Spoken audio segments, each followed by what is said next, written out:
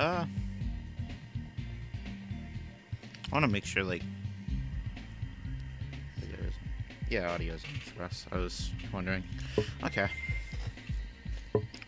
So, I won't start the timer yet since we actually go by weird SDA timing. But I'll start as soon as I start input. So, just hit new game right now. All right. So, nice. Hello, I am WedC517. I am doing Spyro 3 117%, and with me I have Martyr Senpai. Hello. I will be commentating to the best of my ability. Thanks for the good luck, Becky. But yeah, this is seeing as it's the really long-a-thon, I should point out it is in the original trilogy of the Spyro games, this is by far the longest category. The world record's sitting at just over 3 hours, and that's quite a solid run. So I think your PB is what, 3? It's a 318. 320 is. It's a 318. Yeah, which is pretty respectable. But yeah, this is just going to be a bunch of collecting stuff, a la Spyro games. They kind of improved a lot of things from Spyro 2, or introduced a lot of things. You play as a lot of different characters and things, and you'll see that a little bit later on. Each homeworld has a side character who has their very own full level. But yeah, like the basis of this. Nice, I got running around and got proxy. Well. Yep. Yeah. Cool. So he did a dead body proxy off one of those enemies. Basically, if you get Spyro's hitbox stuck into something it's not supposed to be in, evidently being in the dead body of one of those enemies, or in a lot of enemies, in fact, and then charge out of it, you can get quite a lot of height, and it allows you to get up to that egg a little bit quicker. In this category, it doesn't save a huge amount, but it's always nice to get. Just makes routing this level a little nicer as well. It's only a few seconds, isn't it? Yeah, there are a lot of stuff. There's a lot of stuff in this category that there are like small route changes that happen if you end up getting something. A lot of times it will just like take chunks of a level and just move it somewhere else. Yeah. Oh yeah, what they're saying in chat as well. So 117%. It's in a similar vein to what they did with Spyro 1, where once you collect everything 100%, a secret bonus level opens up at the end. It's actually called good. Super Bonus Round. Nice. And yeah, it gives you a bunch more gems and another egg as well. And that accounts for apparently 17%.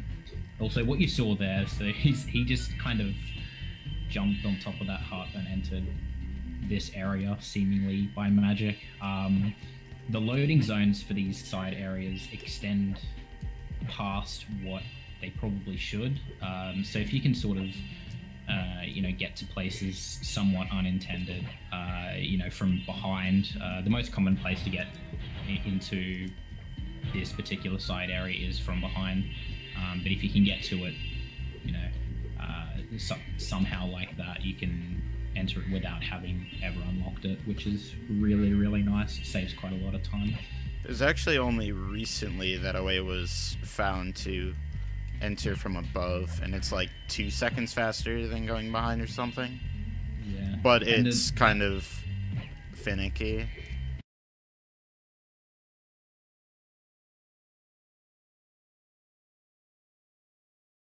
Behind, or entering the portal from behind, actually has a chance of crashing the game if you enter at like a bad angle, or if there's enough like objects still present around the area. Yeah, it's a bit of most of the out of bounds, like going into those from out of bounds, don't do that. But yeah, for whatever reason, that one, if you go into the portal from behind and go directly into it, there's a pretty high risk you can just crash the game. So yeah, you have to it's a bit finicky. But yeah, I think if you go from the front, there is no risk of crashing, which is always really nice.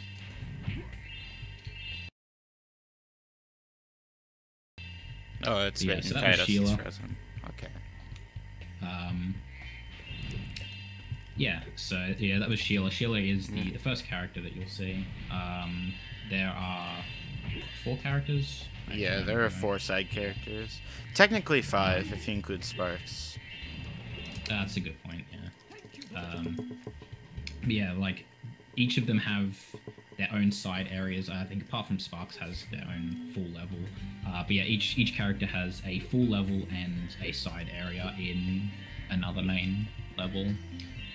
So that was the first Sheila side area. There was 1 more? 2 more. I think there's 2. Yeah, you got I can't even remember the level names in this game anymore. Seashell, Shore, and this Desert means Ruins. there's 3, because there's also Seashell, Shore, Desert Ruins, and Sunnyvale. There's Spooky. And Spooky Swamp. Yeah. Yeah. Right, So- can't forget that one. Yeah, so this is skateboarding. This is what probably most people remember from the Spyro games. It's a pretty big thing. Whenever people think Spyro, they always seem to think that the Spyro skateboarding. But yeah, he's actually doing a lot of manipulation on the lizards right now. It's not quite as easy as he's making it look.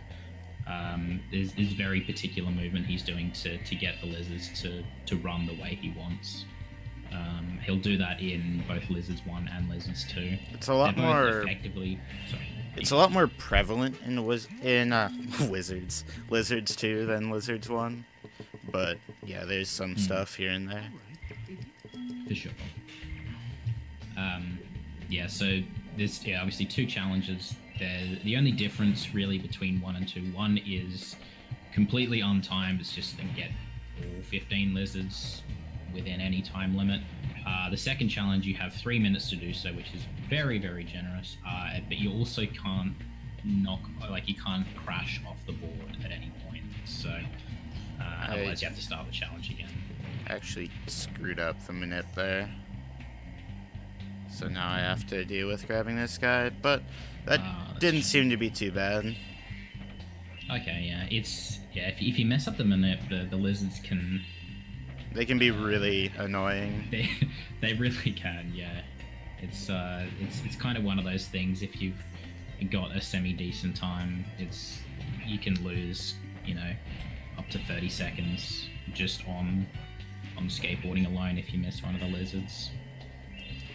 So, yeah, that was mostly pretty good. Yeah, that was a decent Sunnyvale, actually. Sure.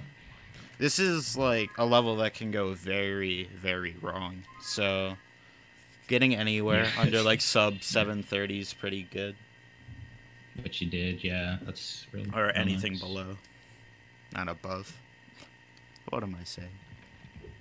Also, yes, I'm Australian. I just saw The that. heck? It's real early for me. How did I miss that? Oh, the 2 gem. You're pretty far away from it. Didn't feel like I was that far away, but oh well.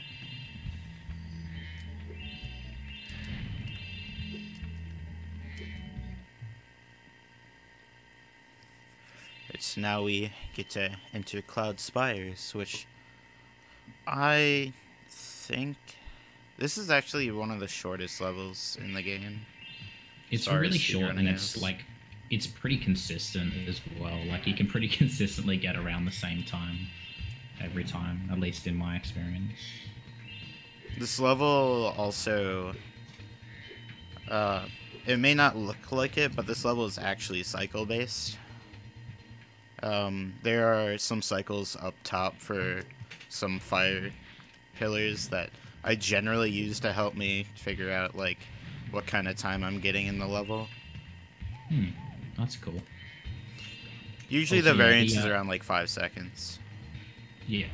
Also, he, entered the side area from the back as well. He kind of just, like, glided at a wall. and then enter the side area. Yeah, on the other side of that wall is the entrance to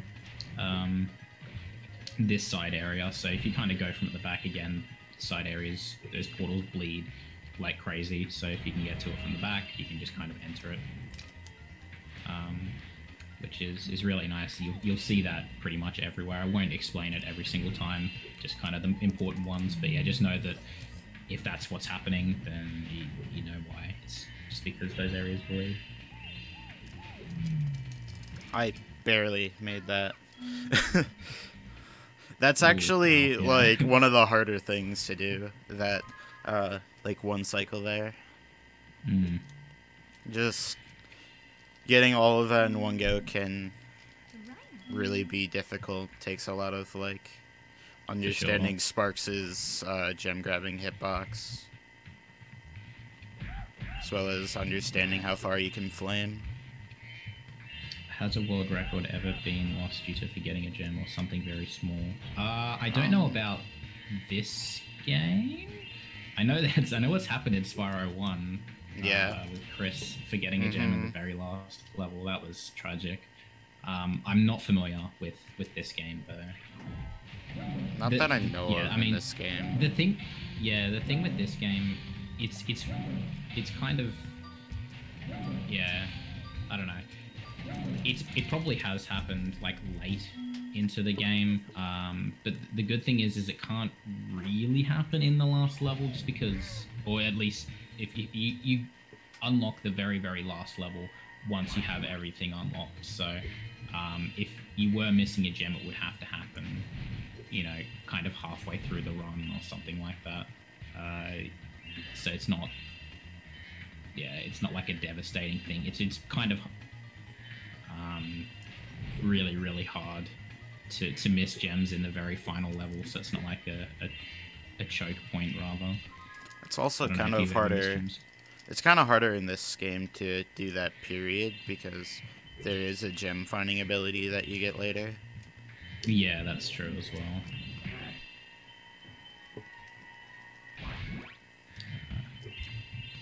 I actually jumped as I exited that side area there to give me some momentum exiting the area, allowing me to land up on the higher section. I just forget about that. Yeah, so that the jump or the glide that he got coming out of that portal from above is not intended. Yeah, if you jump and then pause very quickly after you jump, you gain some of that upward momentum, and it allows you to glide sooner and make that platform, which is kind of nice. Yeah, this level's like pretty close to done, just to clean up with the rest of the gems. Oops. Want that guy? Yes, you do need all of the gems, not most of the gems. I suppose you could explain flame charging, since I've been doing that quite a bit as well. Yeah, that's a good point. So flame charging works. You might see him particularly on baskets and some enemies. Usually when you flame something, the gem kind of just pops out of the enemy or the basket and drops to the ground.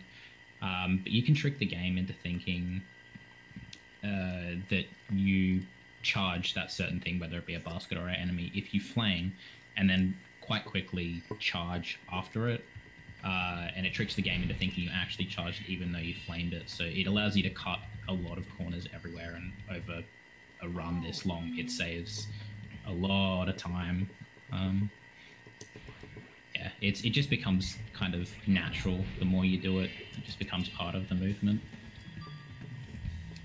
Ooh, that's not good. Yeah.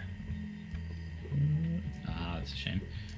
So what he's going to do here is he wants to access the Sheila level. From, stop, please. Yeah. Oh, yeah. So he's doing something here which we call Whirlwind Bypass. Basically, you get this Superfly power up, and you're not supposed to be able to carry it out of the cave. So if you go backwards like that, it'll actually like just remove the super bite ability from you. But if you do a timed, I was gonna say double jump input, but it's basically like you kind of press X and then square. It's a mechanic in in Spyro 2 that's used. But yeah, if you basically just press X and square, you can kind of charge out of it and land on the ledge to go out of bounds. And you saw him get swim from out of bounds as well. That's water in this game doesn't work how it probably should. So water pools of water don't actually exist. It is just the surface of the water, and basically if you pass through the surface of the water, it changes you from not swimming to a swimming state. So if you can like go through the swim trigger from out of bounds, it allows you to get that swim, it puts you in the swim state but out of bounds, if that makes any kind of sense. Similarly, if you happen to glide into like a pool of water from out of bounds and just like go under the swim trigger and just into the pool of water, it'll just think you're not in the water and you can just kind of run around the bottom of the pool. So yeah, I don't know if is it used anywhere else in 117? Swimming air? It's used in a couple places. I think it's Bamboo Terrace, I think, or start of Midday yeah. Gardens is the next place you're going to see it, probably. Yep. Oh, that's right, you did bridge swim, yeah. But yeah, so once he got that swim in air, he was able to collect a few of those gems in that cave plus the egg. And it's a funny thing in this game, with main levels, if they are locked like that one was, like normally you would have to, you have to pay money bags to get into Sheila. I haven't done it since I was a kid. It's like 300. Yeah, 300 gems to pay money bags to get into the level. And if the portals are locked for whatever reason, the entrance to those levels is actually directly below where the portal is. Just out of bounds directly below it. So you'll see it used in quite a few places. I think most, if not all, of the side character areas. Every side character area except for the last one. Right, yeah. Also, yes, basically, you can assume I am an Insomniac fan. I missed it too somewhere. It's back there. I wasn't paying attention. But yeah, so you'll see that used a couple of times. Yeah, it's not much going in the Sheila level. This is the main Sheila level, by the way, as you can probably tell.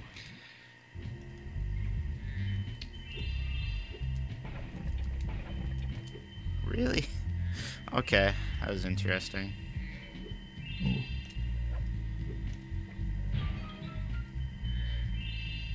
I like barely managed to clip the seam there, and I got pushed off. Oh wow, my delay's actually like really nice because that happened. I thought you were talking about something later. But, yeah. I mean, you're watching through RTMP. It should be pretty immediate. I mean, I've used RTMP servers before. That's still like a good few seconds. Okay. This one's like a second. Nice. Which is nice. Yeah. This is always some interesting movement, and I failed it, kind of. Oh yeah. Bonked a tree. Yeah, that movement's like I always have trouble with them. It's awkward. It's very awkward. Now, there is a proxy that I could be doing in this next level, but I'm not too well rehearsed in the route, so I'm not going to do it. Yeah, and it saves. It saves like very 2 or 3 seconds. It's so minimal, yeah. Like I think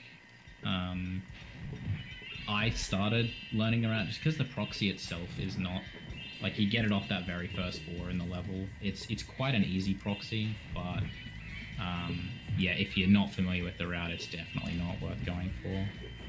And even if you do know the route, The movement's kind of awkward in the route, and it mm, can make things a bit of a pain.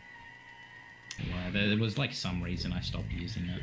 It was just too much effort. It's just like another thing to go wrong as well. It's like, it's easier just to know one route rather than two. Pretty much.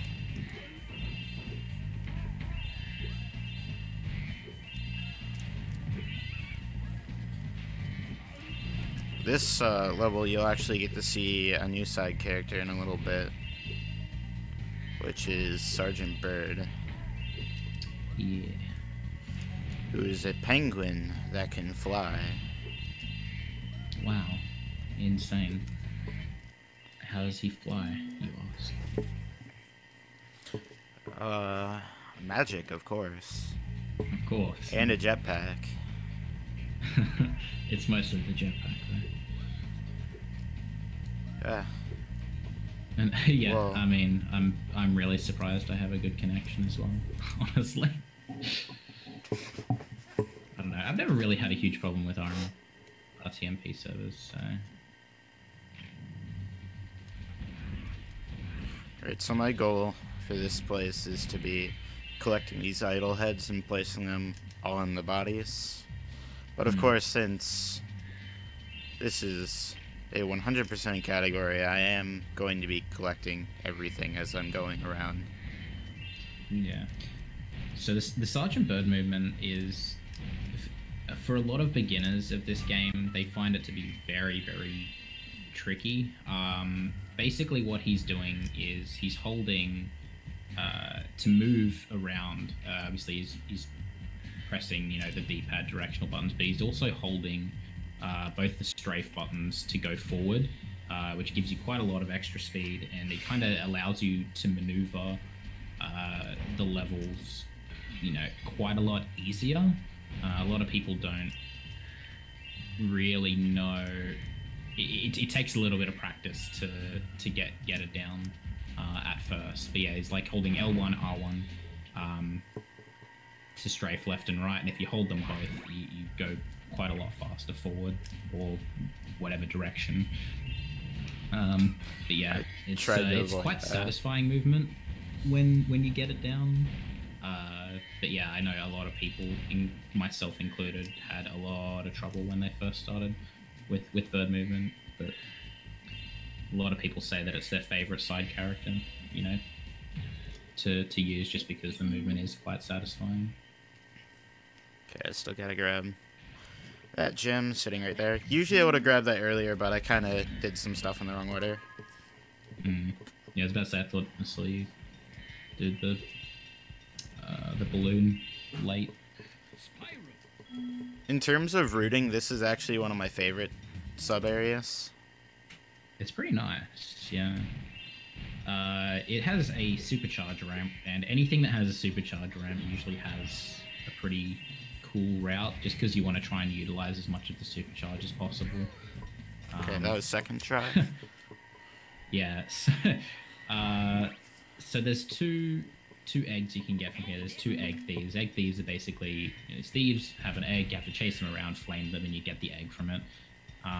That first one, if you kind of chase the egg thief the wrong way up the track, he stands at the top of the like the end of the ramp, effectively up the top. And if you do something which I haven't explained, which is a flame charge jump, which is exactly what it is. You flame, then you charge, and then you jump, and it angles your flame upwards. If timed correctly, you can actually hit that egg thief without having to chase him around. It's quite nice. The second thief, they activate the supercharge path because he's a lot faster. The thief's a lot faster, so you need the extra speed to get him. And because you have the supercharge now, you can use it to collect all of those gems very, very quickly in that side area. It's which he did quite nicely. So yeah. And then this is a key chest. Basically, most of the keys for the key chest will be towards the end of levels, and then the chest itself will be, you know, kind of halfway through or closer to the start, so you have to like collect the key and then go back through the level. Is generally how they tend to do it, but yeah, so you just kind of go back to the start, clean up what you get the key chest. Wow, they are very loud, those lawnmowers. Alright, well, now we come to probably actually my least favorite level in this game. It's pretty close. Yeah, it's Mushroom Speedway is the bane of my existence because it is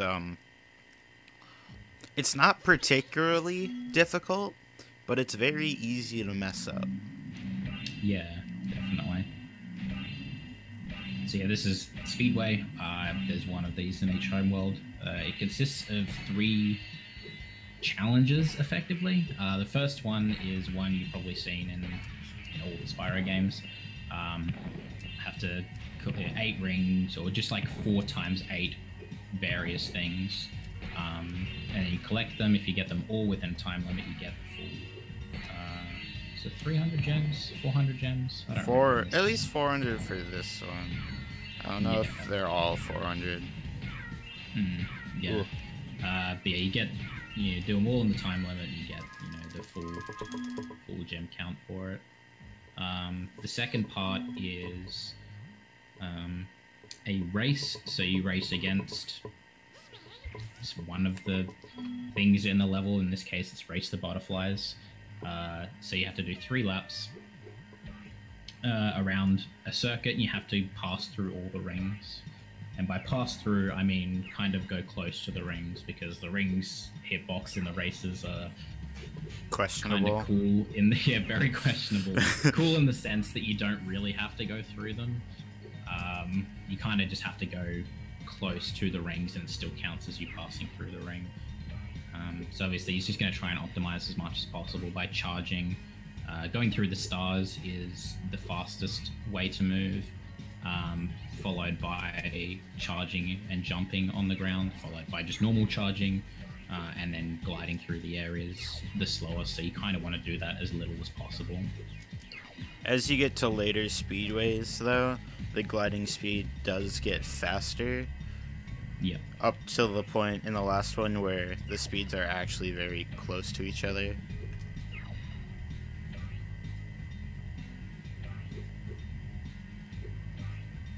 Yeah, okay, that should not have counted, but I'm happy wow, it did. Yeah. Damn.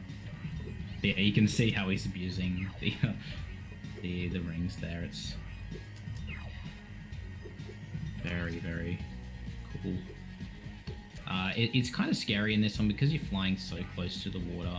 If you like bonk anywhere and go into the water, you have to do the entire race again, which obviously loses a lot of time. Not something you want to do. Cool.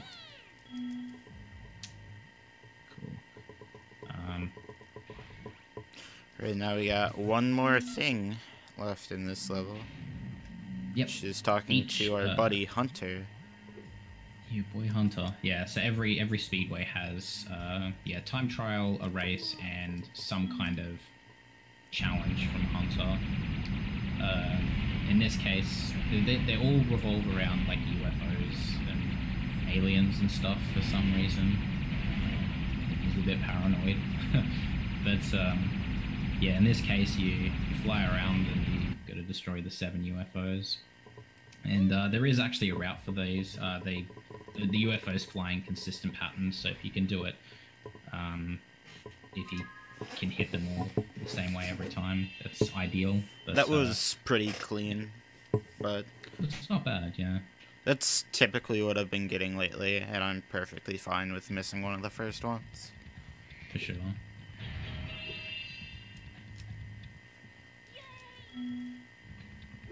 They are indeed a fan of fly shooters. I kind of wish they weren't, to be quite honest.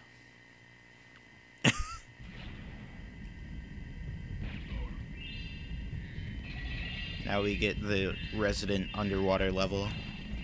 Woohoo. This level honestly isn't that bad. I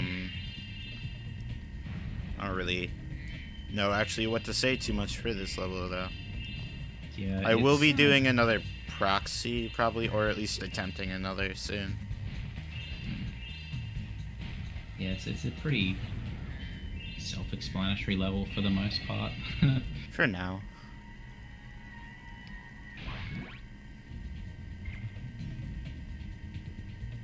I should have grabbed that guy before the egg. Yeah.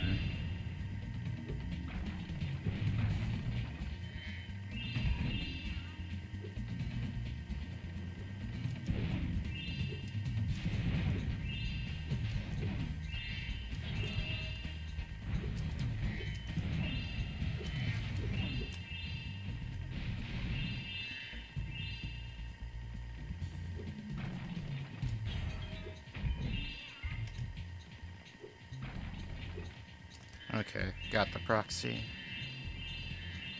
Oh, you go for that one. Right. Yeah. Yeah, that's cool. Yeah, so you can proxy off the enemies that come out of those shells. There's kind of a very small period, like after you break the shell there, you actually can't flame them or anything at all. Like they're in sort of this. They're in this like spawning invincibility state. It's kind of like, imagine they're in a T-pose essentially. Well, yeah, that's a good way of putting it.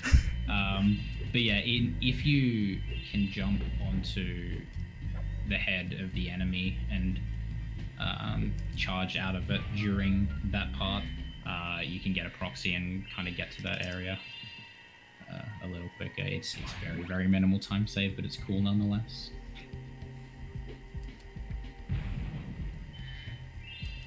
And yep, another side area, another Sheila side area.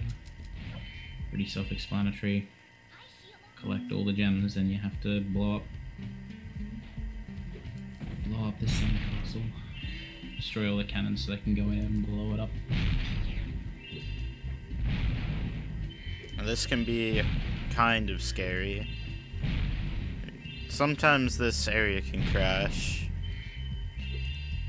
Yeah, it's less common. It's actually really, really rare on 117. Basically, we think it's because there's like so many things on screen. When you hit that last cannon, occasionally the game can just crash while it's like loading in this cutscene. But if you collect all the gems, or like a lot of the gems in that area, which you have to for 117%, anyway, it reduces the rest just because there's less on screen, I think is the theory. Yeah. That's pretty much all that we can really say. Yeah. It tends to be like a common thing in Spyro games in general. If it's just like, if there's just too much on screen, the game will just be like, nah, and it just locks up. So a lot of the crashes is just like trying to minimize the stuff that's on screen during those points where it can crash.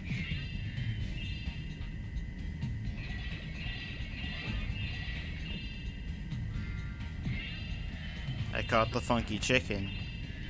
Woohoo.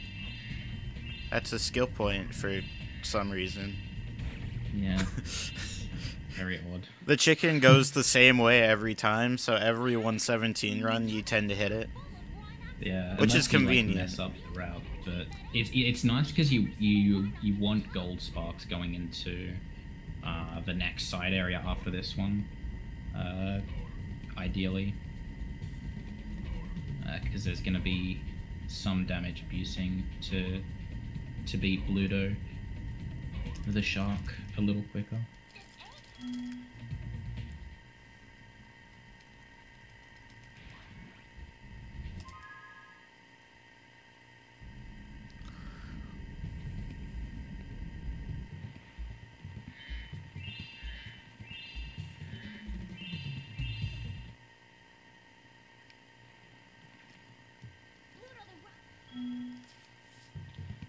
So yeah, this is Bluto. You get forced onto this cannon. You have to go around collecting the, I guess, gonna say rockets, they're not rockets. Cannons is what I'm looking for. Torpedoes. And torpedoes, things like that. Yeah. Basically, you get 3 every time. You start off with 5 from the first one you collect, and then you can collect 3 from every box. There is a small amount of manipulation that he was doing there, where he kind of lured him to a point. With the ones he initially collected, he didn't actually have enough to kill Bluto. But yeah, he takes damage because obviously running or swimming around to collect those is a little bit slow. You kind of just want to stay in one spot and just spam fire until he's dead. But he actually positioned himself in a spot where a crate was going to pop up right as he ran out of shots.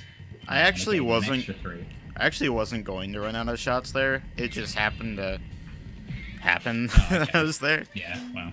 You can miss one shot and still be fine. Okay, yeah. With the boxes that you grab, you'll have 16 shots, and Bluto dies in 15 shots. And good. Gotten everything so far. Nice.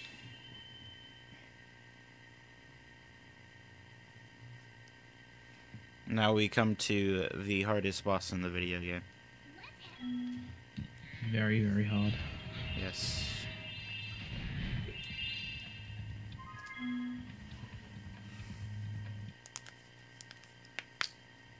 So now we have Buzz. Now we have a cutscene crash. Well, cutscene crash. Oh, you're playing on FDS. Yeah, I should probably point that out. So this game, for the longest time, FDS, because fastest speed on the PS2 is obviously a way of playing PS1 games faster on a PS2, but particularly for this game, for the longest time, we didn't use FDS just because it crashed on the very second cutscene of the game, and happens on just about every single console. So it was just one of those things it's not viable, it's just going to crash. But recently it was found if you open and close the disc tray during a crash, it'll fix the crash and it'll just load the cutscene like normal. So they allowed it. It saves quite a few minutes throughout the run. So this is Buzz. That was Buzz. Yeah. It's an interesting. Well, it's one of those instances where it's if you're not looking at it, it doesn't happen. Basically, Buzz is supposed to have a fire attack and supposed to jump around the arena. You're supposed to hit him into the lava. But if you just kind of lure him to the edge, and then as he's spinning up to do his attack, you just kind of look away from him. You just point the camera away from him, and he just stops all of his attacks, and then you can just charge him into lava. And you just keep doing that over and over again until he's dead. It's very, very simple. Also, yeah, PS3 is incredibly slow for PS1 games. Yeah. PS3 emulates games really badly. Or PS1 games really badly. Also, I was, what I did there, I was holding, a strafe input, which is L1 or R1, while I was aiming at that section of wall, and for some reason, there specifically, you can just scale up the wall. Yeah, it's kind of weird. I'll be doing another Out of Bounds with Sparks in the next Sparks level. Right. Yeah, it's kind of neat. You skip pretty much the entire tutorial part there. That whole part was just a tutorial on how do you control sparks? How do you do all these things? It's you don't need to know all, obviously, so you can just skip right to the end. Speak to Zoe, and she's like, "Hey, you've learned. You can go into the main level now." And this is the main level. Pretty simple Claudad. Should kind of work the same every time. Try and pick up the green power-up specifically, which is up in the top right. You can see he's got 238 shots. It's basically a rapid fire power-up, and it allows you to dispatch of enemies and crates and things that hold gems very, very quickly. so it's kind of nice to have. It also dispatches of the bosses at the end of the levels very, very well, so you kind of want to preserve it all the way to the boss if you can.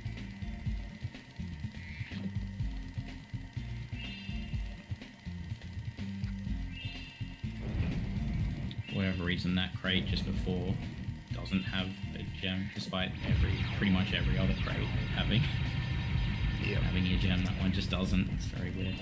But yeah, so this is the Crawdad, and with the rapid fire power up, you can just kind of hold down the button, stand really, really close to him, just fire, and he's just dead.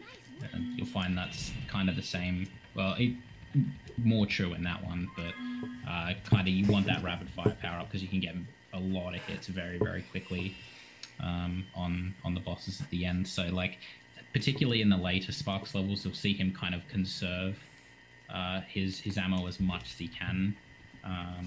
You know, trying not to use it on loose enemies leading up to the boss, trying to preserve it as much as he can for the boss, because obviously it saves just a bunch of time. Yeah, that was Sunrise Spring.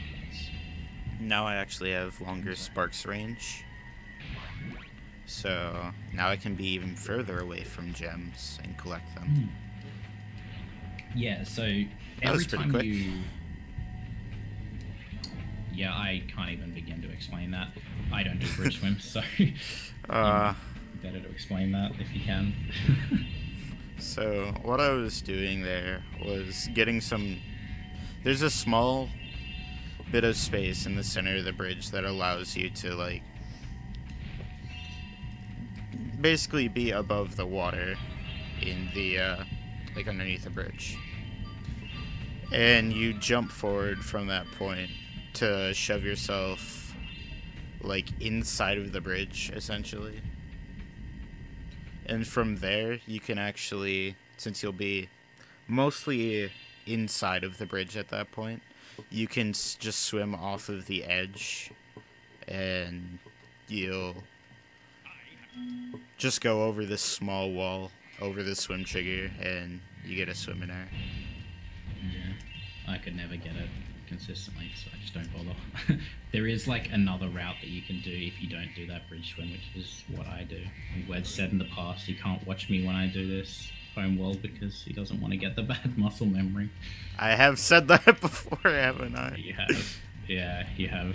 I was just like, I don't want to see this because I don't want to think about doing this route because it might screw me up. Yeah.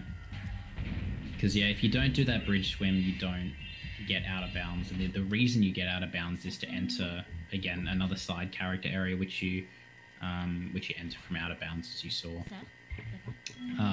But you can do it later. There's another swim in there that you can do off a pool of water later in the homeworld. That one is Obviously, far he won't be going easier. forward, but it's very, very easy, yeah. But yeah, obviously the bridge swim route saves time, so if you can do it, obviously do What? that. That went into his head. Oh wow, yeah. You got robbed of that one. There is actually a weird thing that can happen in this level with the doors that didn't. There are times that you will just shoot one of these fireballs at one of the wooden doors at the start, and it will just phase straight through the door. Interesting. I don't And- think I've ever seen that.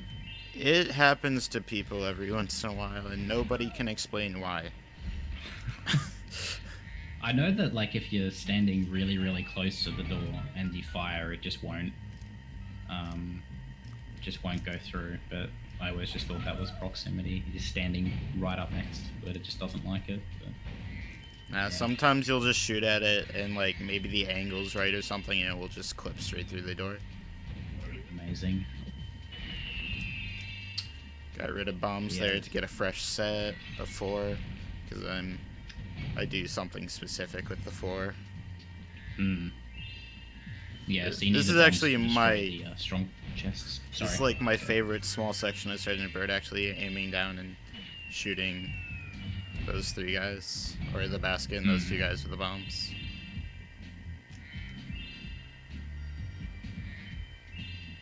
Yeah, this level's... There are Kinda European scary. releases of this game, but no Japanese. Yeah, no Japanese specifically for Spyro 3. They have Japanese 1 and 2, but they never released it for 3.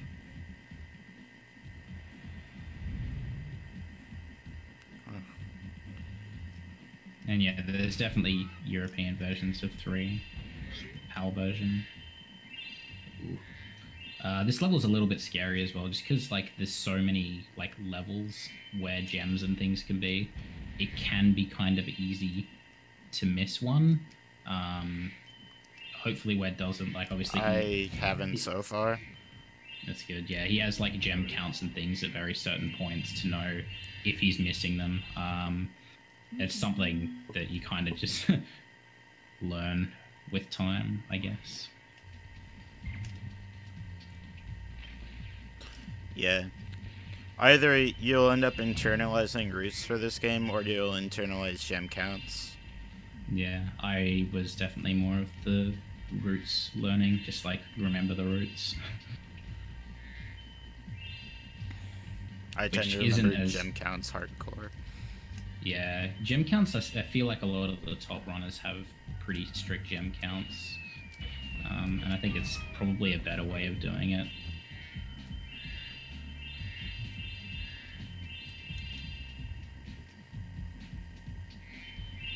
So you come back here at the end because I wouldn't have been able to break open this hole in the floor or the strong chest without these bombs. Yeah.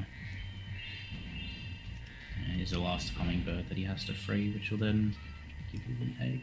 Before I was And he didn't miss a gem. Nice. Yeah. If he, just on the off chance, I don't want to jinx him, but just in case he does miss a gem, I'm not sure if you're actually going to like search for it, if you're just going to come back with the Sparks Finder. But after this... Oh yeah, I forgot to mention that you get abilities for beating Sparks levels in this game. He got the extended Sparks range from Crawdad Farm, which is the very first Homeworlds one. Is it after this or the third Homeworld that you get? It's after this one you get Sparks Finder. This one. Yeah. So you unlock the ability, if you hold all 4 shoulder buttons, Sparks will point to the closest gem. And if you're missing one in a level and you don't know where it is, a lot of the times it's faster just to like leave the level anyway and come back later with the Sparks Finder ability. If it ends up happening, I'm probably going to do it sometime in the middle of the final hub, because there's a good time to go back. Because there's another Right. ability that you get at the end that allows you to actually just warp to levels. Right, yeah.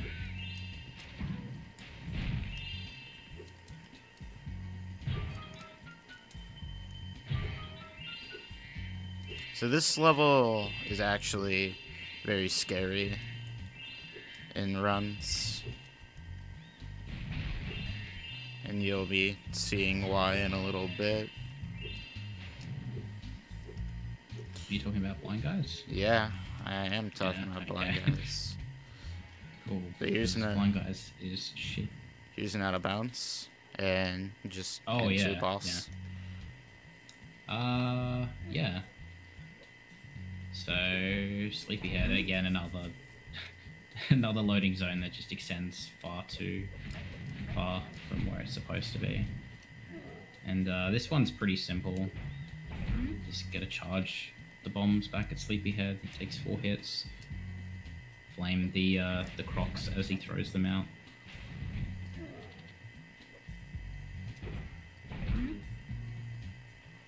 You might have seen, actually, there were like 2 loading zones there for 2 side areas. He actually like dodged the first one to get to Sleepyhead. That's because you can't get to this one immediately. You have to actually usually light some torches. Yep. Whereas with the other one, it's already unlocked. Yeah. As he leaves this one, he'll actually go into the other one pretty much immediately, which is another Sheila area, and this is Blind Guys. And Blind Guys sucks because I don't know if it's like the reason for you. I think it's just the camera. The camera is just really, really bad. It's a locked camera. You cannot really mess with the camera at all. But there's two parts to this challenge. There's two blind guys, funnily enough, and they have to carry a bomb to the end to break open a cage that contains an egg, I think is what you're supposed to be doing. But yeah, because they take the same path every single time, and the first one in particular is kind of slow. It's kind of the beginner one.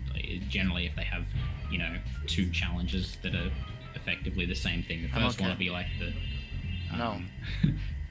the introductory one, and then the second one will be like, oh, he's moving a lot faster and it's a bit harder. What the fuck? Sorry about the swear. Oh no! It dropped my input because I clipped through the mushroom. Cool. Yeah. Blind guys. But yeah, what he was trying to do is like you can one cycle it where you get all the gems and complete the challenge. Like complete both challenges, so you don't have to like backtrack after you've gotten both of the eggs to collect any gems. But yeah, Sheila's movements are kind of dumb. They're very clunky. And yeah, like you said, he kind of just dropped an input because he clipped through it. Like he was supposed to, I was gonna say like head bash, but I guess it's just like a stomp to knock that mushroom down. But yeah, the one cycle is kind of tight timing, so you get to a lot of them as the blind guy is getting to them. So if you don't hit it almost immediately, you can. I actually kept run into it. I kept most of the gems there. Actually, I didn't like grab any extra gems because it sets like having all the gems left over sets me up well to knowing what I'm doing for the second part of the one cycle. For sure. So yeah, this is the second one. He's just gonna collect the rest of the gems he left, breaking open, stomping the things that are going to be in the path, obviously, of the blind guy. But he walks a lot faster in this one,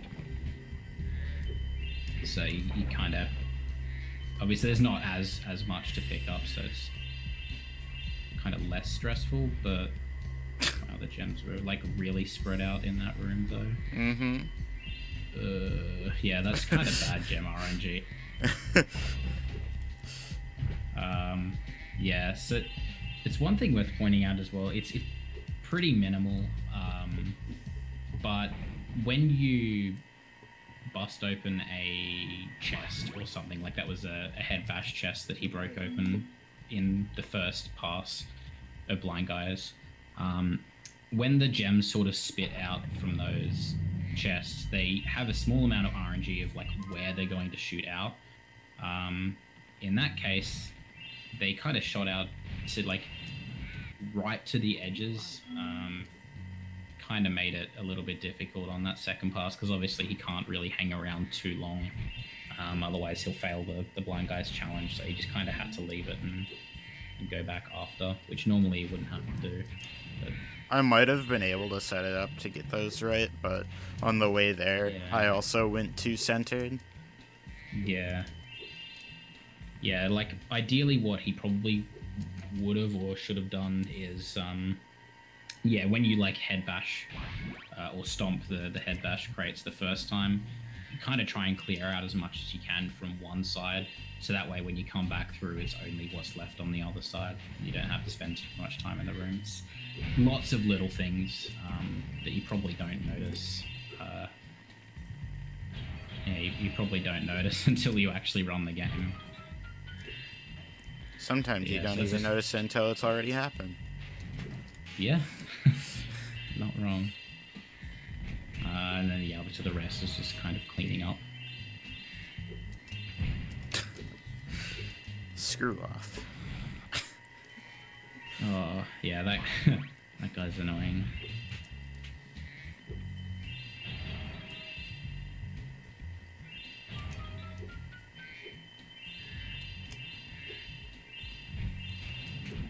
again, another key chest you get pretty close to the end of the level.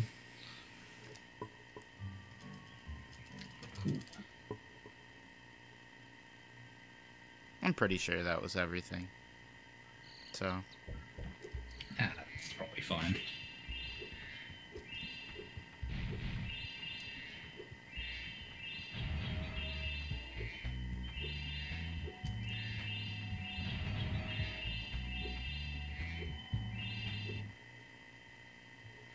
We also never brought up the Thelonious glitch that happened. Oh yeah, that's just another thing that you just do. Yeah, the Thelonious glitch, which is the end of level egg at Spooky Swamp. If you kind of face your camera away from the end of level guy that gives you the egg, you kind of the egg kind of glitches out. Oh no! Oh no! No! What are you doing? It's all okay. It's all fine. Yeah, sorry, I'll finish off Thelonious, explain what just happened. Yeah, Thelonious glitch, basically, if you face the camera away while speaking to the end of level guy, the egg spawns on the Spyro, and you kind of just, like, hover on top of it. It's pretty funny. I don't know what happened, like, leading up to the proxy, because that was fun. I don't really know what just happened there. Yeah. I played with the pandas a bit. So that was another proxy, like opposed to what happened in the very, very first level, which was a dead body proxy. That one was a squeeze proxy.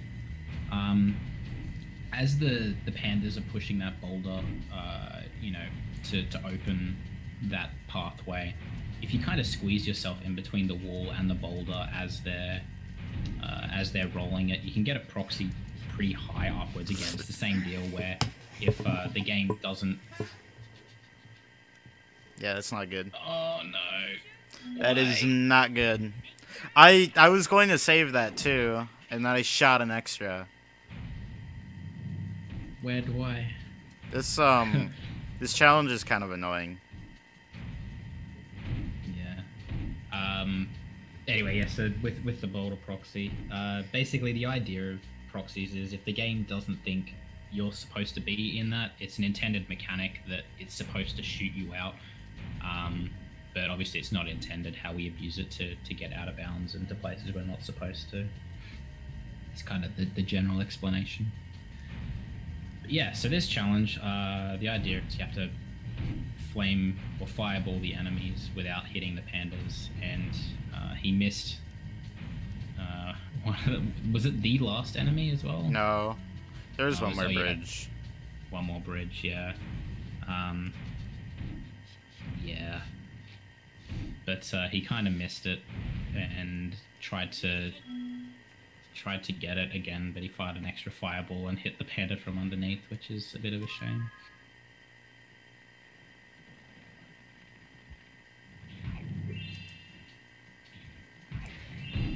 The funny thing was, you know, I already hit the enemy, and I was like going to try to hit him one more time and instead aimed directly under the panda. So Yep. I would have been just fine. Yeah. Oh well. There's another swim in air. Yeah, I think I'm getting some lag on the server now. I don't know if that's on stream, but if it's just me, then that's fine. We grab this egg out of bounds. Yeah, so that egg's supposed to be from an egg thief spawned after you get the end of level egg. So like the egg thief hasn't spawned yet until you speak to this end of level guy and get this egg. But it turns out that egg is just kind of stored under that bridge before you get the end of level egg. So you just have to kind of swim out of bounds and go to that area, and it'll just give you the egg, which is really convenient because apparently I haven't actually done it since I was a kid, but apparently that egg thief is like real annoying. So It is. yeah.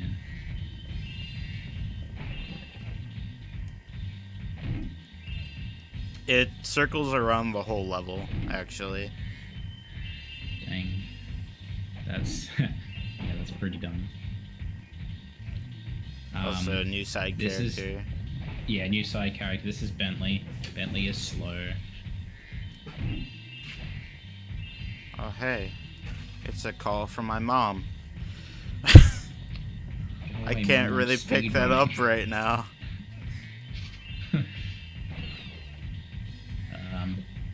Yeah. There's really not much to say with Bentley. You go around and you smash things and collect the gems. Very standard.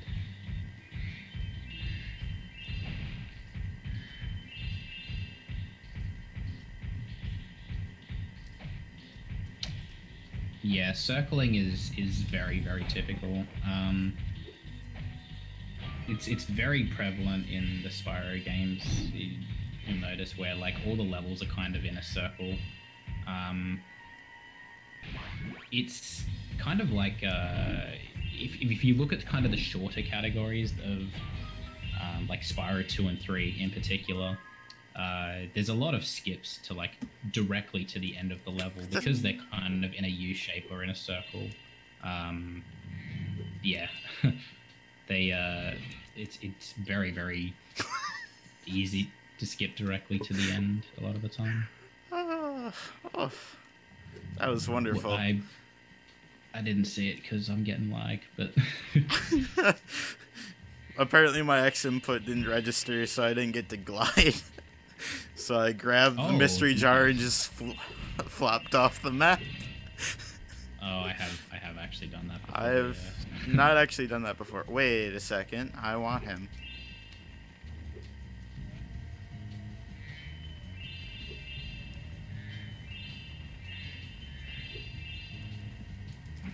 Dude, Nice. He's kind of proxied off his head. is that what happened? I was like half That's what it looking. looked like.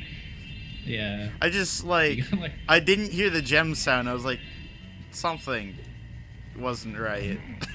Yeah.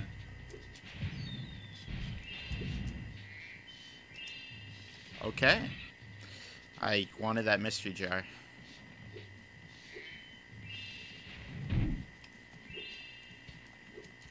Bamboo Terrace tends to be the level that the game likes to mess with me. I Awesome. hardly ever get good Bamboo Terraces and runs, and all of the shenanigans tend to happen in the level. Hmm. Yeah. It did start with that boulder proxy, or the lead up to it anyway.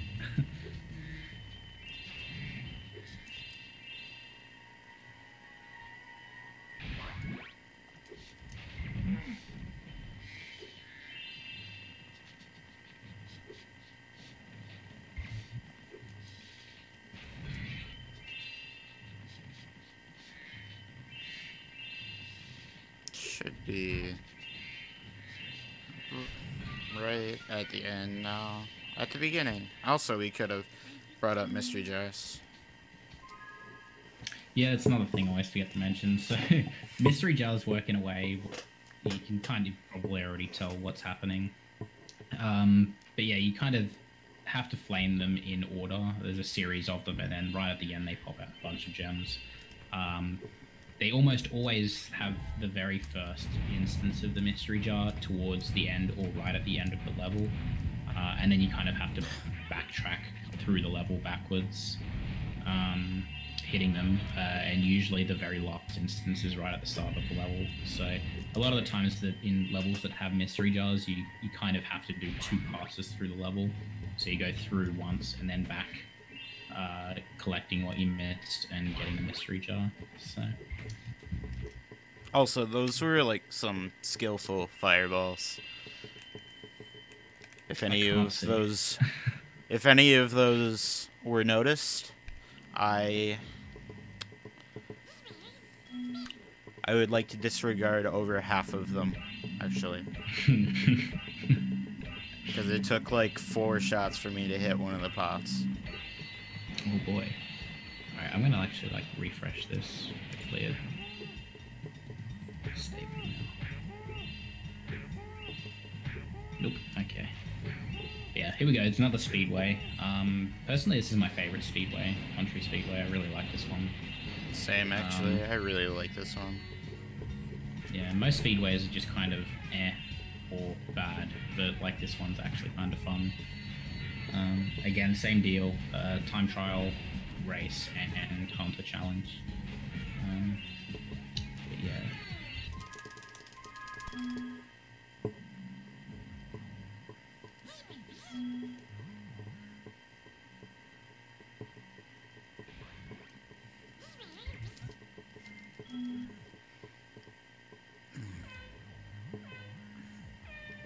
Now I get to race some biplanes for a while.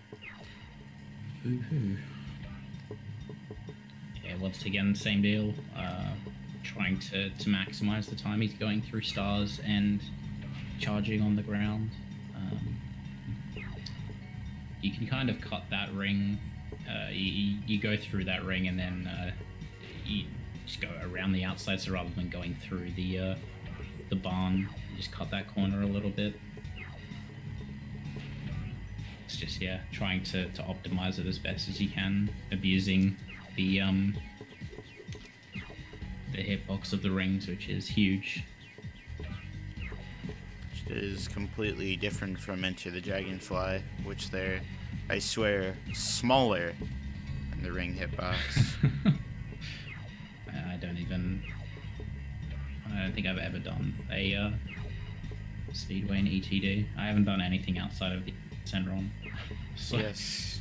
You came at just the right time, White Boss, for the most intense gameplay of the run. Woohoo. And thanks for the good luck.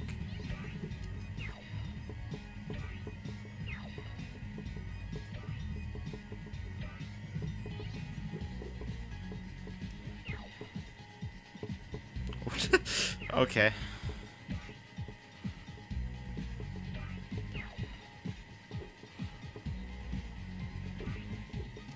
That was a quality bonk there. I don't know what I really bonked on. Oh no, my stream's gone. I can't see. I'm blind. I mean, this is one of the better times that could have happened. That's true, yeah. Oh, there we go.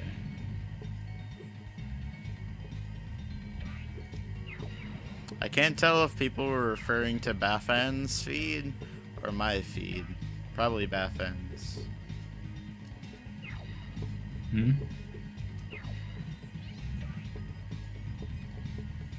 I'm just reading chat.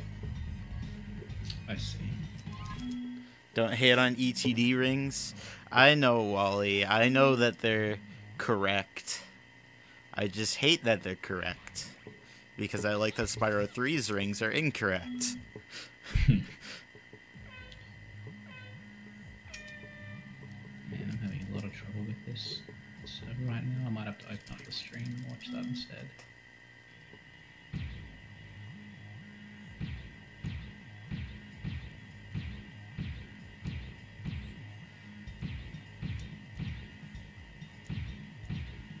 Okay, now we get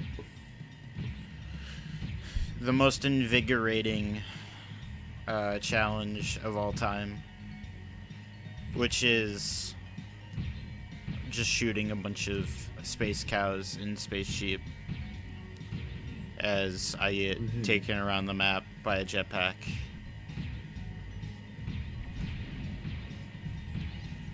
Yeah, they tend to be pretty auto. Well, I think 1, 2.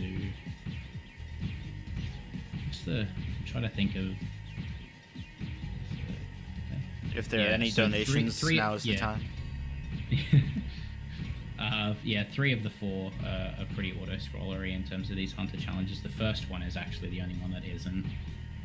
The rest of them will be. The third one's semi-auto-scroller. It's got some manipulation you can do. There's a small amount, yeah. Yeah, but the manipulation is as much as like being able to save a couple seconds. Yeah.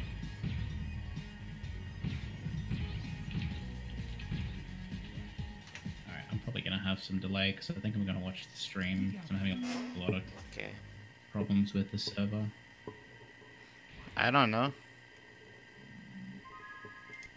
I don't know why it's spelled wrong.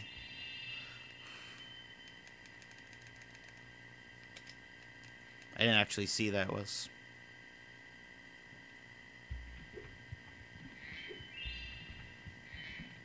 Oh yes. Yo. Spyo. Yeah. Spyo. Spyo the Dryo. Now we get to go on to Enchanted Towers, which some people really don't like this level. I actually don't mind it personally. It is a fairly lengthy level. We Yeah, get I to don't start like this off level. with a squeeze proxy from a jackhammer guy. Yeah, okay. Have fun. I mean, I got it. Did you really? Yeah. Oh, interesting. I mean, Never it was just seen a anyone be small... like- I've just never. I thought you meant. Oh, I thought you meant off like the very, very first guy. No, the one not that that. Like, Jeremy found. Oh Yeah. god, that's not good. No bueno. That's why I was like, oh. Yeah, no.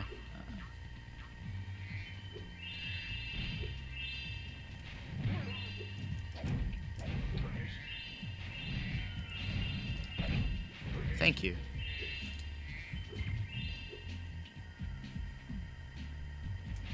The funny thing with the large hammer guys is that pretty much every time that you get crushed, you actually get proxied out by the hammer. Also, have a good night, that is- Bathan.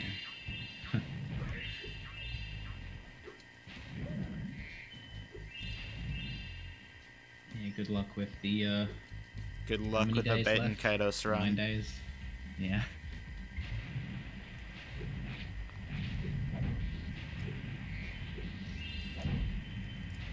That's actually really good positioning for those gems. Those enemies can be kind of finicky with where their gems go, since they go where the enemy goes. Yeah. So a lot of times you'll be dealing with them sliding across the walls and then putting the gem in a very inconvenient location. So having those both show up by the stairs right there was really nice. Alright, thanks for the good luck, Wally. Isn't this the... Let's start with something easy. You can jump off the end of ramps by pressing the X button. I'll show you how to do it once. Then it's your turn. Okay, now... This is the second skateboarding. This one is Fantastic. incredibly easy. Hey! It's high octane.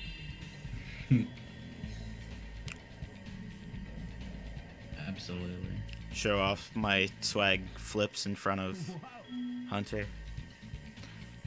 Show him how to really do a 180. Yeah, you have to go through this tutorial thing. There's 2 eggs to get here. The first one is you have to just like copy the tricks. It's basically a tutorial, but he gives you an egg for it. So I think I got the server working again. So it's Nice. So yeah, don't worry, Zelnus, if you were like working on stuff, I just closed and opened VLC again. But yeah, so the second part of this challenge is like basically just a race to try and get. It's a score attack against Hunter. It's a timed attack, but you have to get like more points than Hunter. Wow. Hunter always gets. Oh wow, what a jerk. Freaking a Hunter. He always gets roughly the same amount of points, if not like the same points every time. I'm pretty sure he always gets 4,322. There you go. It's something along those lines. I'm pretty sure that's the something number. like that. Yeah. So as long as you like get that. Yeah, I don't know if I'm gonna be able to get that amount though. Actually, Yeah. then it's gonna pretty be kind of hard. hard. Yeah. I don't know, man. Uh, But yeah, so he's gonna collect all these gems and then he's gonna try and hopefully he'll get. hopefully enough I'll points. score enough points. Yeah. Might take him a few tries. Oh, okay, you just got 3100 from one trick. Well then. How'd I get 3100 from that? I'm not sure. That was like actually really I have no idea how I got that. You're supposed to only get 2000 there, I'm pretty sure. That's really weird. Yeah, like, if you know the really high value point tricks, it's very, very trivial.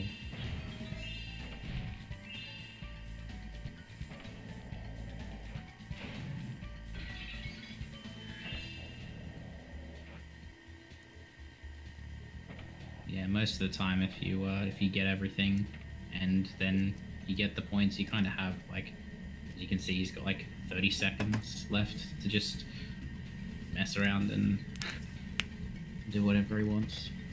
Stretch a little bit. Stretch is a good one. This is one of my favorite glitches, though, that I discovered a little bit more recently. That doesn't really do anything special. I can't.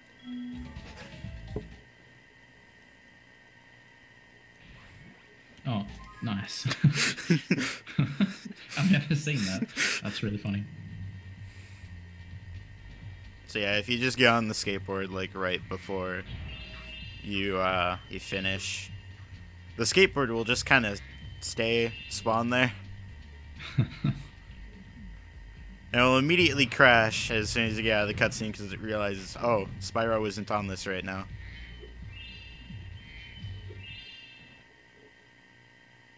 So yeah, obviously he's more flame charge jumps to angle his flame and get those enemies. It saves him having to get them. Like, usually you can wait for them to like go back to their smaller size and then flame them that way, or you can get them with Sergeant Bird towards the end of the level, but obviously that's both of those are kind of slower options, so you just kind of want to kill as many of them as you can with the angled flame. So this challenge is a little bit weird. You're supposed to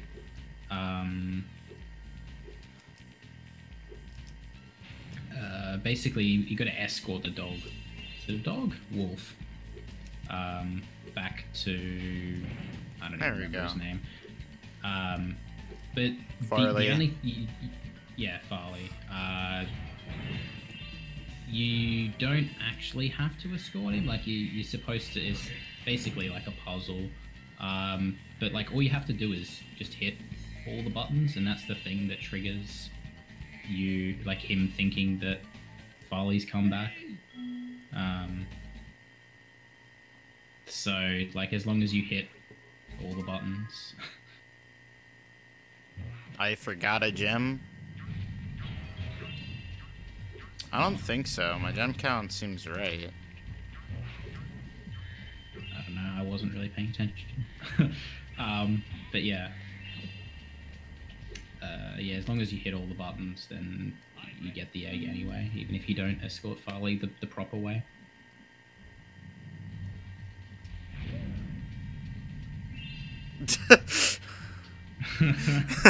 Yeah. Yeah. Boy. That was I almost missed those gems. I was Yeah. gonna go back to anyway because I was waiting for Farley.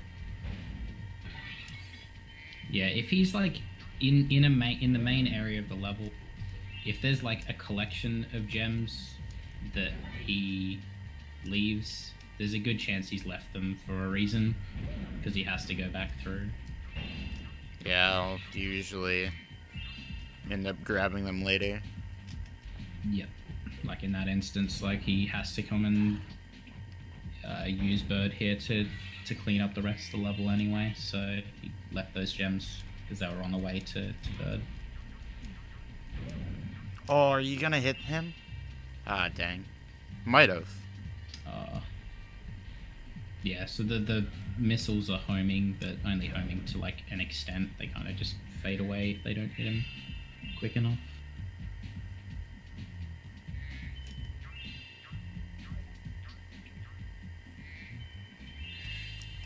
Runner is Baffin. Grats Baffin on 117. Thanks.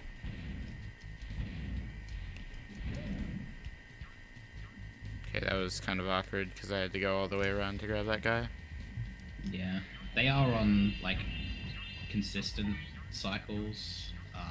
If you kind of mess up any of the movement, then they can be in kind of awkward spots. Yeah. But as long as you realize you missed them. Oh yeah, also the if you don't watch them, watch them die effectively, and then you like move too far away from them, their gem just like never homes into you. You have to go back and watch their death animations before the gem even homes in. I'm missing a 2 right now, at least. Oh boy. I don't know if you actually got the gem from that From enemy. One of the enemies? I don't know. Yeah. I don't know. I wasn't looking very closely. Don't take my word for it. But Well, I'm gonna look quick here. yeah, this is a very I'll very get it later. yeah. I was about to say it's a very very dumb level to miss a gem in because it is so big and gems are spread out everywhere. But yeah, he can come back later, and he purposefully missed the gem so he could show off the Spark's abilities. Am I right? Yeah, that's actually what happened all along. Haha. Yeah, got him. Yeah, so he will have to come back, but he's going to come back after he's gotten the final ability, which will let him walk directly to Enchanted Towers, and then he has the gem finder ability, so which he already has, so he could have gotten it. I don't actually have it right now. Oh, you don't have it? Yeah, sorry, it's after the Sparks level in this one. So he could come back after the Sparks level in this one, but it means he would... Well, I mean, he wouldn't lose too Actually, much, I could. he I probably could. might. I might actually. Because, yeah, like, the Sparks level is really, really close to Enchanted Yeah. Towers. That might not be bad. Mm-hmm. Oh, that's Yeah. not how you start this level. Start this level by doing this. So this level can be scary. There are abilities to crash the game. Cannon.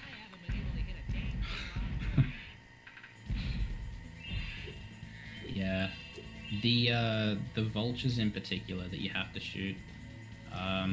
If you shoot like 2 of them, there's one particular spot where it's kind of annoying. But if you like Start of the game or start of the level, it can happen. There's one near the end of the level that can also happen quite a bit. yeah, that one's the one I'm thinking of. Where there's two vultures like pretty close to each other.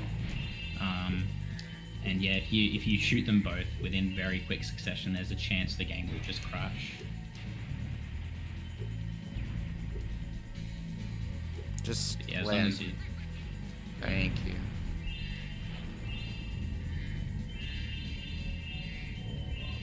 That's all I wanted to do. I wanted to land on the ice so that they'd come after me. Yeah. Ah, Yeah, those enemies are a little annoying. Yeah, unless you're like stood on the ice, they won't come after you. But you want to stand on the ice and then go underneath, because then they'll like basically crash into the edge and give up their gem.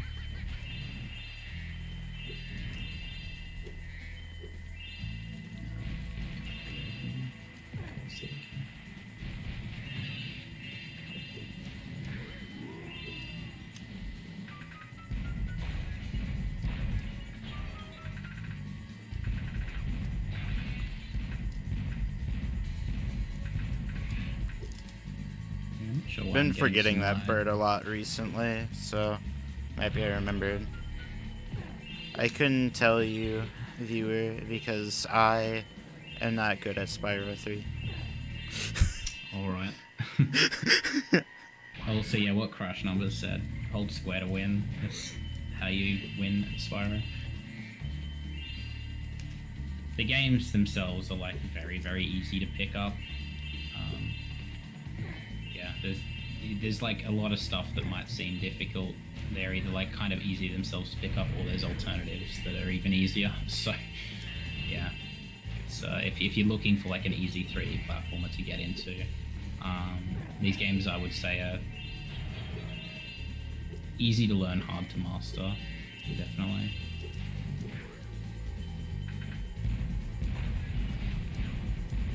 Yeah, zigzag more.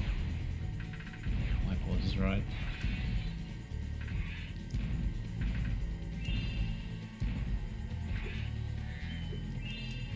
Yeah, so it's those two vultures there where the game can crash. If you like, I think what If I you, usually do is like kind of If wait you for like the- shoot, if you shoot one of them, and then don't let the gem fully home in all the way, it Yeah. seems to make it Yeah. a lot more likely to crash. That's what I was gonna say. You kind of wait for the first gem to home in, and then shoot the second one, and it seems to be okay.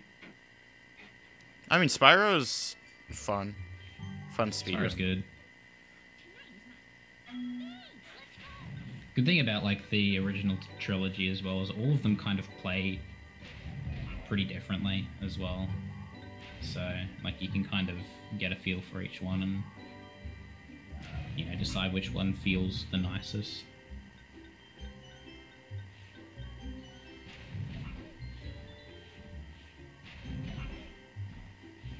So this is Nancy. Nancy is. I would personally like her to get hit by the hockey dudes, but for Yeah, the I sake can of back getting that. an egg, I kind of need. Yeah, so the hockey stop players them. come out at exactly the same spots every single time, so you kind of just follow around and flame the hockey mans. Just kind of follow around and flame in a direction. Yep. Yeah.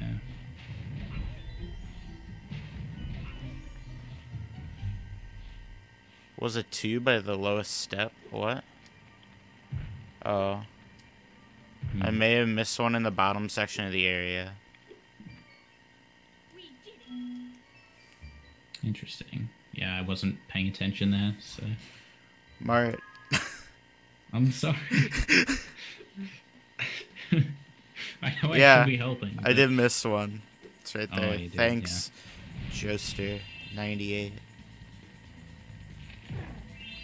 The boy, the man, The legend. the pack attack himself. Oh, by the way,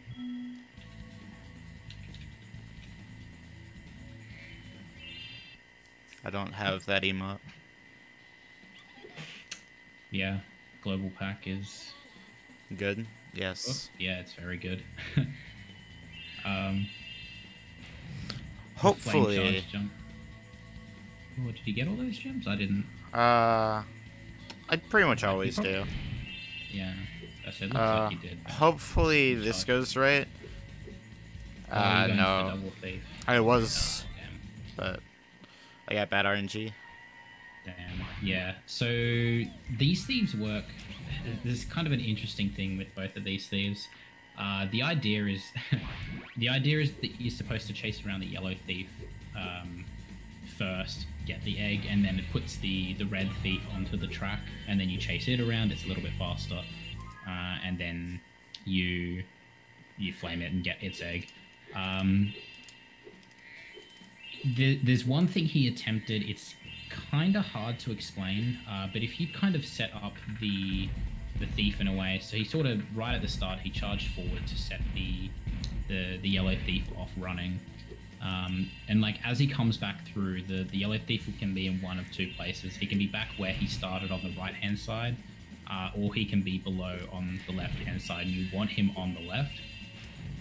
For whatever reason, if you just like, if he's on the left and you head bash down and hit him, you get both of the eggs. Like the red thief just kind of spawns there as well, and you get like a double egg, and you get both of them at the same time, and Oh. it's very. No, that's... Ooh, that's Ooh, not 7 good. gems. I guess I'm grabbing those right away, too. Whoops. I don't know what's going Um, on. Yeah. Yeah, anyway, so what he did instead with the thieves, because the thief wasn't in the right spot, it was on the right instead of the left, you can flame that red thief first, which is like not intended, and you get the red thief's egg. It kind of messes up the AI for the yellow thief's egg, or the Yellow Thief in general, just messes up the Yellow Thief's AI.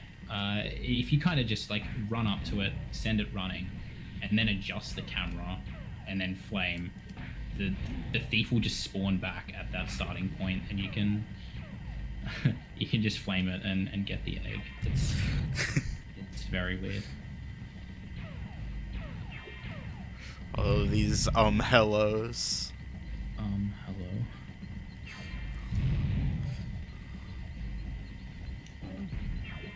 Yeah, so he missed some more gems. 7 gems is a bit odd, which means it's probably a 5 and a 2. But yeah, again, he'll go. Will you go back? I'll probably after Enchanted. Yeah. That was a good spike. Good spike. No Walker's 12 spike today.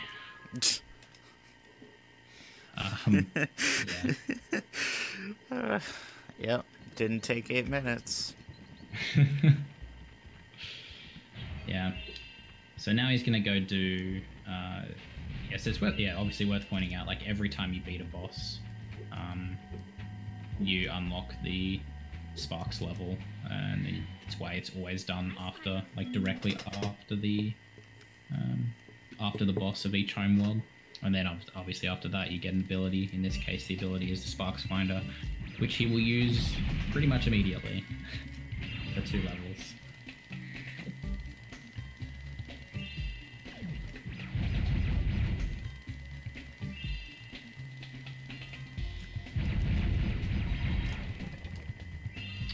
You said you're doing the out of bounds in this one as well, aren't you? Yeah. You're gonna try. I'm pretty consistent at it. Yeah. There's one in Starfish as well, isn't there? Yeah. That one I don't know if anyone actually does. Not on 117. Oh, 149A. Yeah, I forgot. Yeah. I'm just like, what other categories there? You mean the category?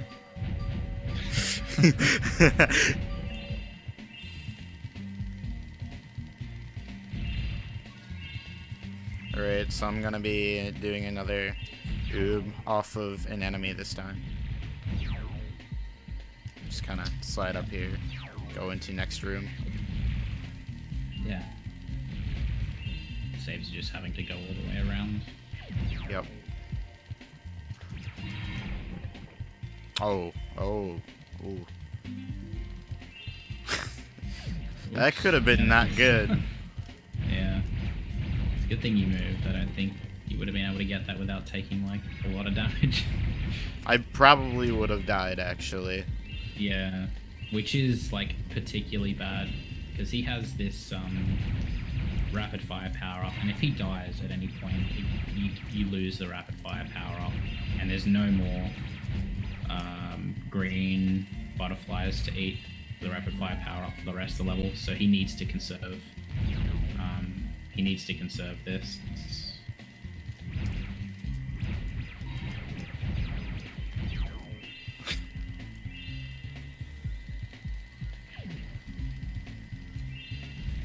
Like, this fight can be especially annoying if you don't have it either. Because usually this fight, without this, it's like several cycles of you dealing with this guy, and as you can see, I'm already done. Yeah. This is one of maybe not as annoying as Starfish without the power up, but yeah, that one you can see how the rapid fire just makes really quick work of them. So. Alright. Yeah. Now comes the game of what gem did I miss? So yeah, he's gonna go in. He just got the Sparks Finder ability from that Sparks level, so he's gonna hold down both shoulder buttons, and Sparks gonna be like, "Here's the gem. It's this way." Oh no! It really? Oh. Does it have to be up there? That is a really bad one. Yes. He needs to go all the way to Sergeant Bird again, because it's at a point of the level where he can't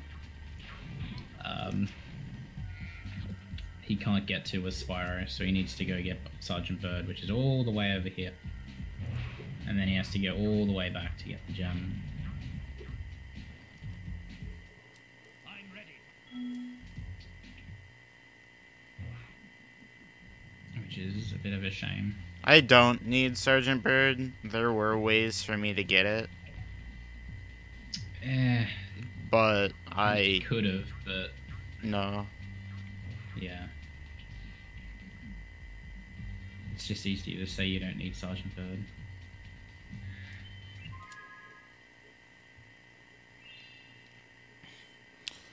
See, I thought I was doing well on gems up until that point, so I thought it was something with Sergeant Bird.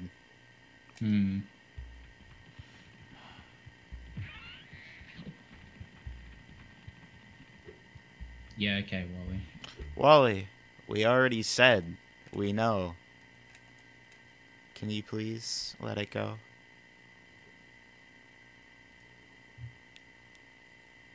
Now I'm curious to see where these 7 gems are. That's an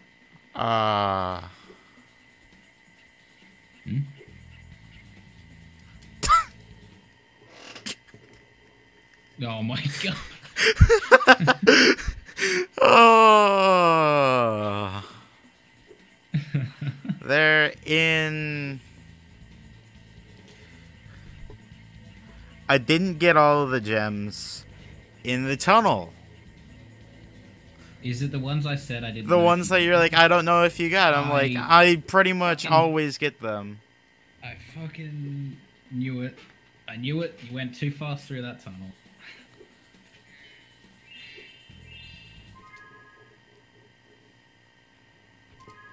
Damn it. I should have been more forceful. You should have. You really should have. You know what that is right there? That's a hot, like, 57-minute Midday Gardens. Woohoo, sub 1. Yeehaw.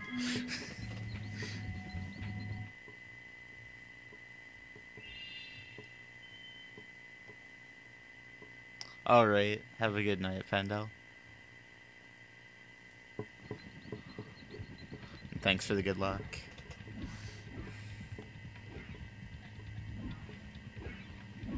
Yeah, it's all my fault. I'm sorry. I've ruined this speedrun.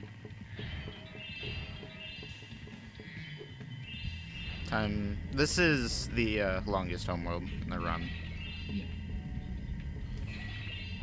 Because of a couple levels. Although you would say otherwise. I would say Midday's the worst. So I would say the worst is already over.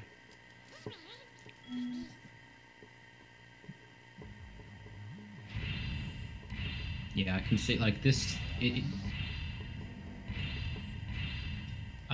does seem the better you get at the game, the better more people seem to like this homeworld. I'm not good at this game, therefore. So.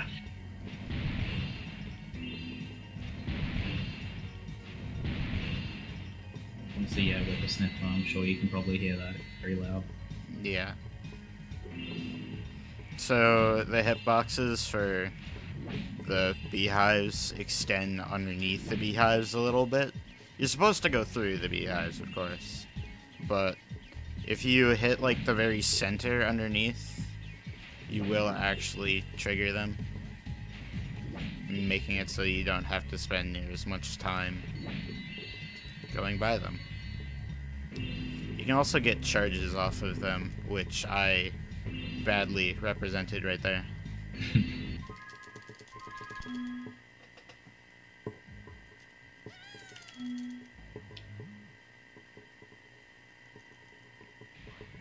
Yeah, now you got the race, and this race is long. This is the longest. This is the longest race.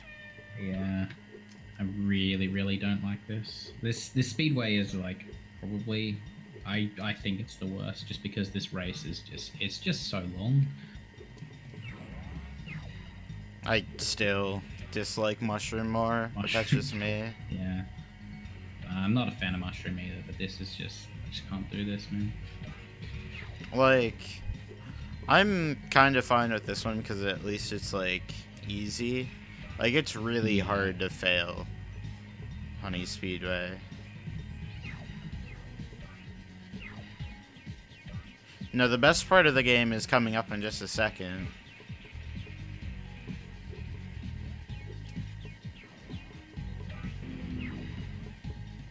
Just don't do what I did in, like, at the end of lap 2. You know how you charge on the little, probably see it. Do you do it? Yeah, just that part there, as you go over the start-finish line. Yeah. Just, like, don't hit that and instead go into the goop and lose, like, 2 minutes. That was fun. The best part of the race is lap 3. That is quite true, because then it's almost over.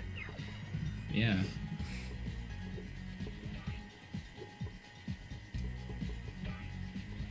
Well, you said the best part of is failing the race lap 3, which is also the best part because it means you can reset. Yeah, actually. It's really fun. Reset after like an hour and a half.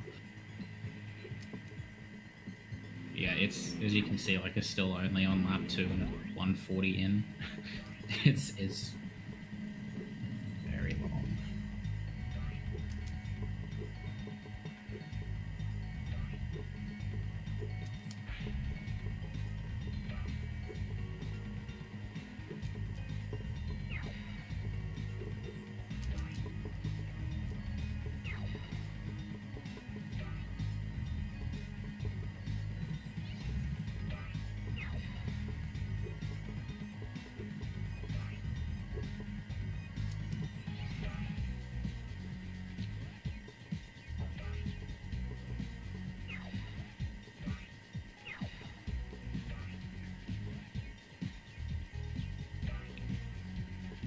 How's everyone going?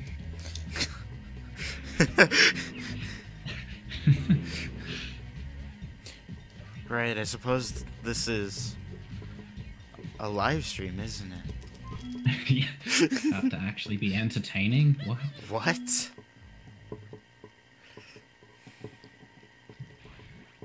It's over. That was actually like one of the best times I've had on that race. So that was pretty solid, yeah. Now is the best part. I like to call this meatballs and sausage.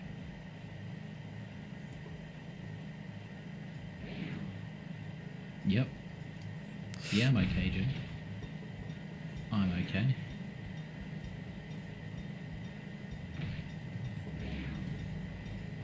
I'll let this challenge speak for itself.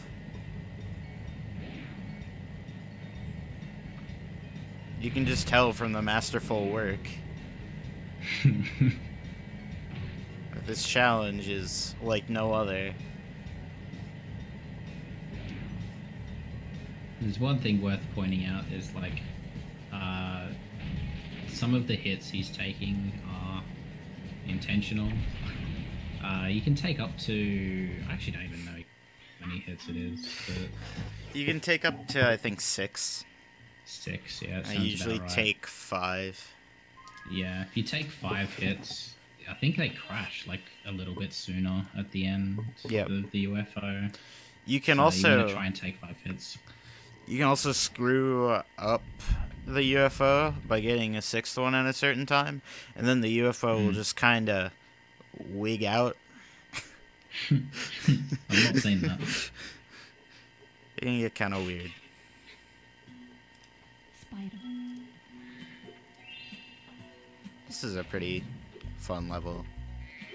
There's also a nice little thing up here that this wall doesn't actually exist.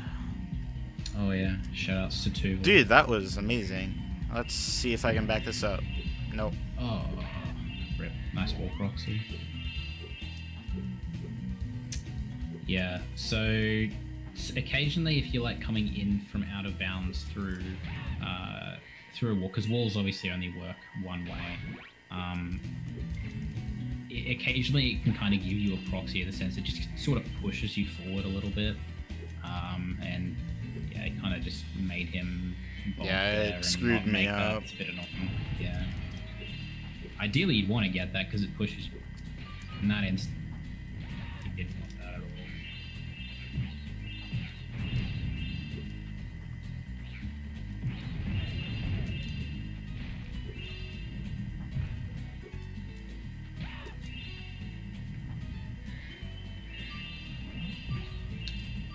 Oh. Coming up, we have the mushrooms after a few of these enemies. There's another like platformer puzzle to get to the top and get a couple of eggs. You don't really need that puzzle. You just need to. Well, yeah, first of all, you can you can get on top of those. There's usually like a flower and mushroom to get, but you don't need the flowers like at all. Well, I guess you can use this one. It's a little bit faster. Well, When it was advantageous that you didn't plant it. Yeah, that's good. Yeah, so you need the flower. Sorry, up. No, you don't even need it. Like you can do the super jump thing. Yeah, but there are gems up here. Oh yeah. This is 17. painful. These spin jumps are really bad. Yeah. But yeah, so there's like obviously flowers, and usually you have to like plant the flower, and the flower will get you enough height to get up onto the mushroom, and then you can use the mushroom to get up. But you can see there, which took him a little bit longer than he would have loved, but you can. It's a tech called spin jump. Basically, the idea of it is you kind of use Spyro's tail. So you kind of face away from it, use the tail of Spyro to kind of push you up ledges, and it gets you a little bit of extra height.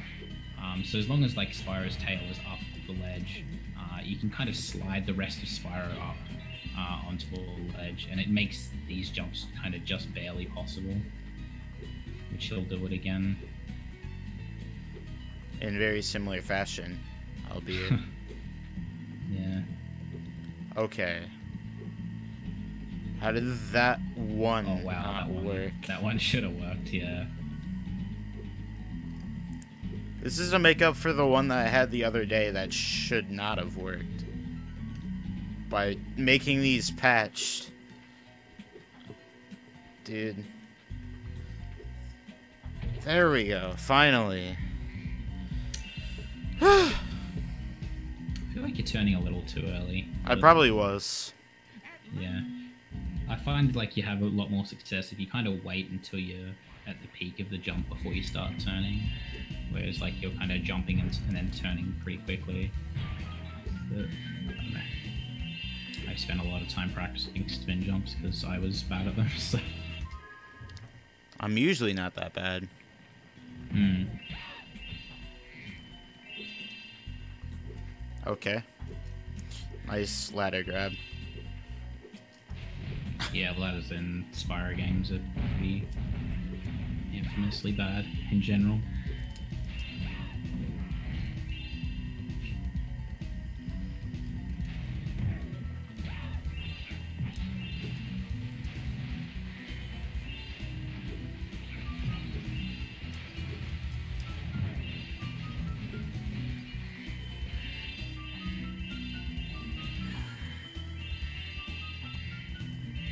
Next up, we got a wonderful challenge. Oh yeah. So can be over with pretty quickly if you do it Yeah. well. I mean, it's not too bad of a challenge. It's very easy from a speedrunning perspective. Yep. Yeah, it uses. I mean, I use both visual and audio for it, but The first one kind of Yeah. requires an audio or a visual cue. The rest you can do with audio. Come on. I just... Stuff is not working out right now. You got this, man. Alright, so you come in another Sergeant Bird side area. So there's like 3 phases to this.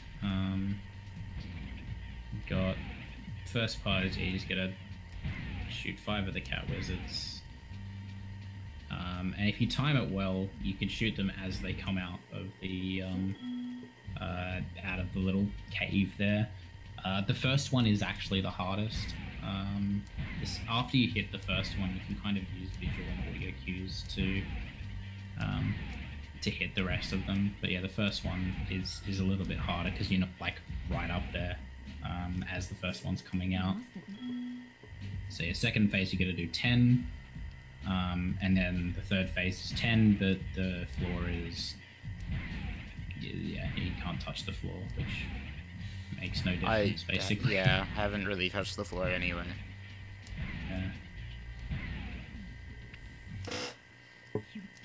Yeah, you can make very, very quick work of that challenge.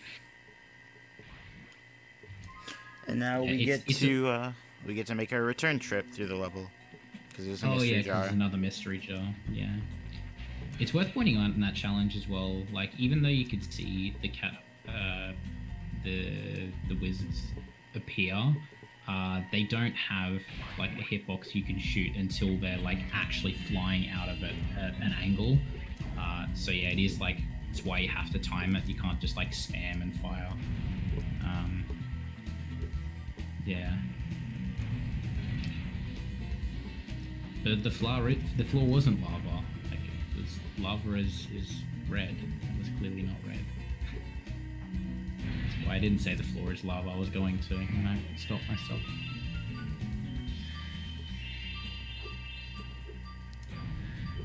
Yeah, once again, another mystery jar. This one, for a while,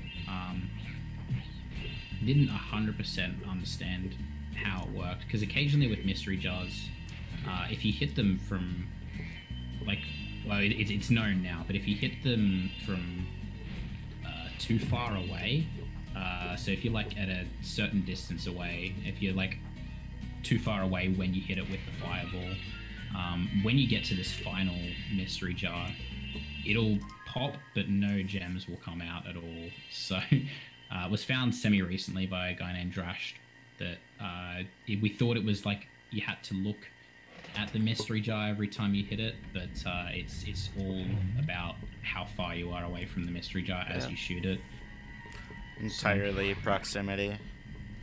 Yeah. So coming up here is actually the longest segment, or like the longest level of the run, which is Lost Fleet. Lost Fleet. Yeah. There's a couple of like really long side areas, and the level itself is quite large as well. Is it like the only level where you physically can't get it under 10 minutes? I think so. Yeah. Like every other level, it is possible, I believe, with a really, really strong level to get it under 10 minutes. This one, I just don't This think one you can manage like low 11. Yeah. It's just, yeah, the size of the level, and there's another skateboarding, which is quite long because there's two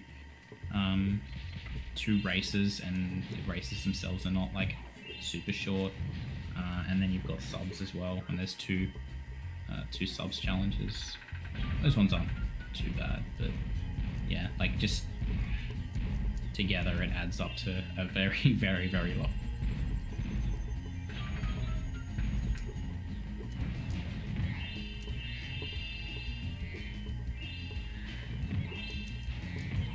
Got more vultures in this level as well, and the vultures in this level are more annoying than the ones in Icy Peak. At least for me, I know you probably got like angles that you work with on the cannons, but there's one particular What part. are you talking about? No? Okay, never mind. I just kind of figured things out. Okay, cool. You did the same as me then. There's one particular part where you have to shoot 3 vultures. It's pretty late into the level, or later into the level, I guess. But yeah, they're pretty far away, and yeah, flying around, and it's very, very hard to kind of aim at them. That was almost bad. Yeah, that one you want to actually hit that vulture before he goes over the mountain, because otherwise you have to wait until he comes all the way back, which can actually take a bit of time. And he just hit him before he went over the mountain. That wasn't the part I was talking about, though. But there's another cannon later on. Mm-hmm. There's a cannon on top of the wrecked ship that I was just inside of that you won't really be seeing for a little bit. So I got some skateboarding to do first. Woohoo.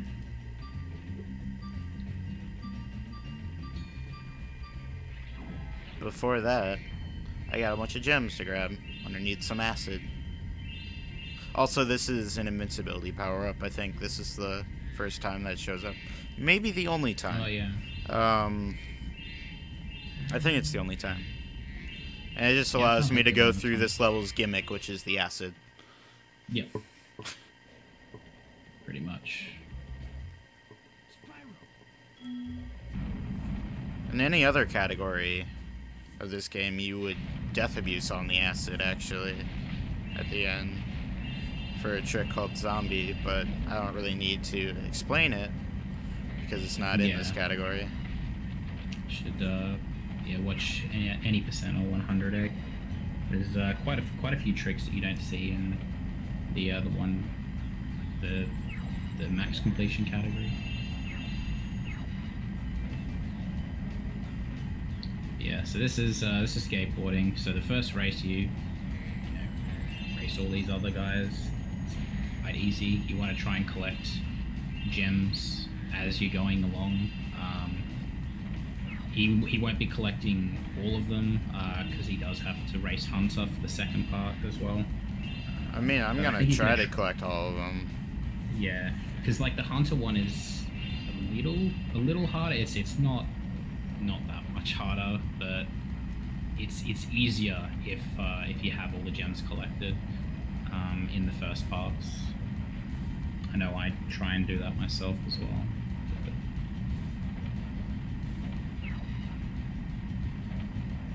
Because yeah, there's another little gimmick you have to do in the Hunter race. I didn't get all of them, but I have most of them. Yeah. I think I'm missing the one gem. Yeah, I think it was just the one gem that you missed. Yeah, you want to try and... It's worth pointing out the boost that you get as well. You want to try and carry that for as long as possible. You get that from going through the stars or by completing certain tricks. The one that gives you...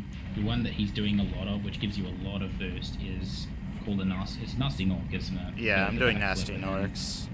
Yeah, so he does like a single backflip followed by a like an angled backflip, and that gives you quite a lot of boost. If you What most people do are a bunch of, like, a series of twisted limes, which are just a bunch of diagonal flips. But I tend to not get the tricks to count a lot, so I don't really bother. It is a bit finicky, yeah. Like, what you'll see a lot of people do is they'll just, like, hold down, just spin, spin, spin. But a lot of the times it doesn't give you the boost that it should, whereas the Nasty Nork pretty much every single time gives you a big chunk.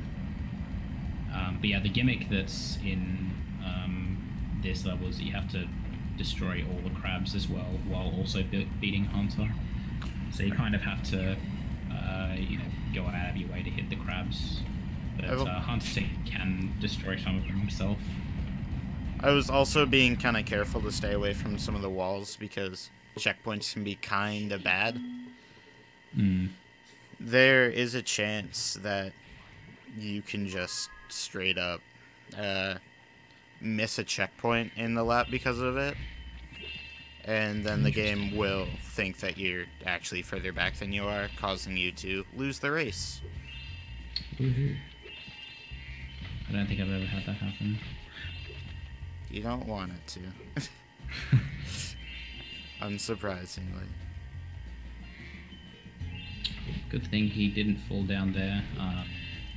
There is a backup if he falls down. The platform that he jumped off to get to that the path, the little cave thing with all those gems, was a strong chest that he broke open at the start of the level. That platform's a little annoying sometimes. Sometimes you can just like not get a jump off it if you're like not. Yeah, it's hard to explain. But there is a backup, but you need to jump off a cannon, and it's not too bad if you know what you're doing, but it's just a little bit of an annoying trick. Hope you guys got a nice close-up view of that 5 gem.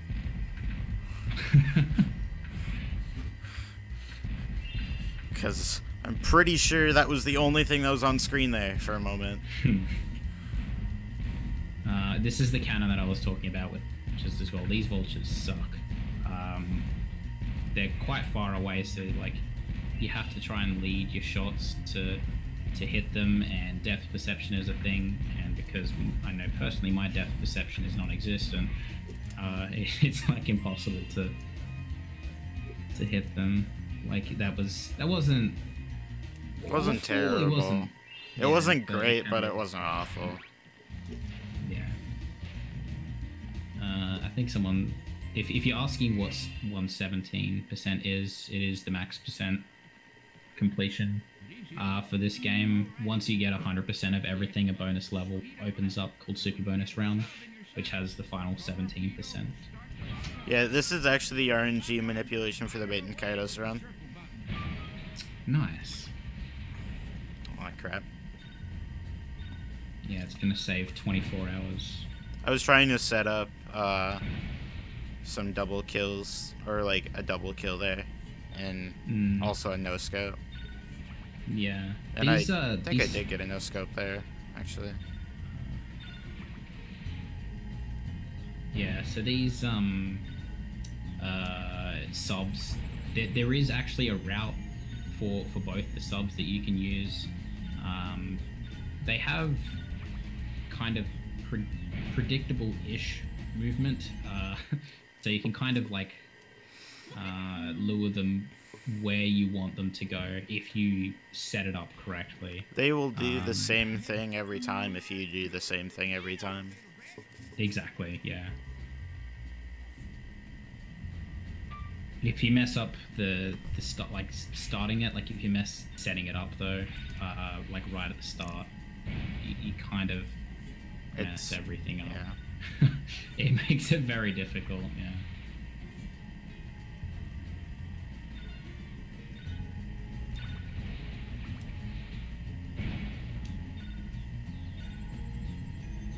Yeah, so second set of subs, obviously there's one extra sub that you have to get. They also shoot mines. Now they drop mines, yeah. Which if you crash into it, you have to start the challenge over again.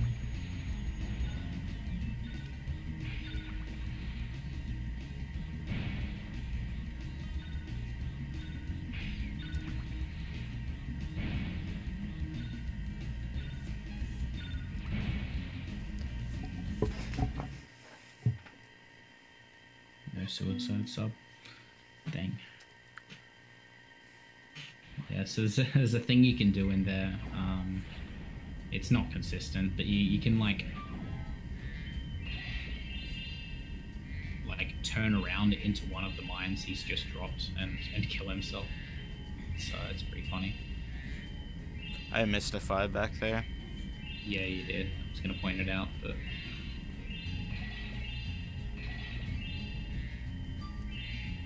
I'm gonna grab it now. I didn't miss the 5 back there, actually. excuse me? It wasn't there. You absolutely missed that one. I did not.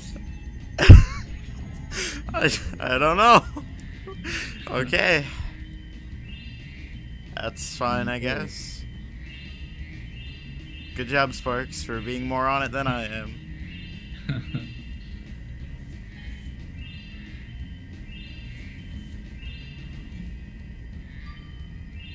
Yeah, so he wants to try and collect all these spread out gems before his invincibility power up runs out, which he did.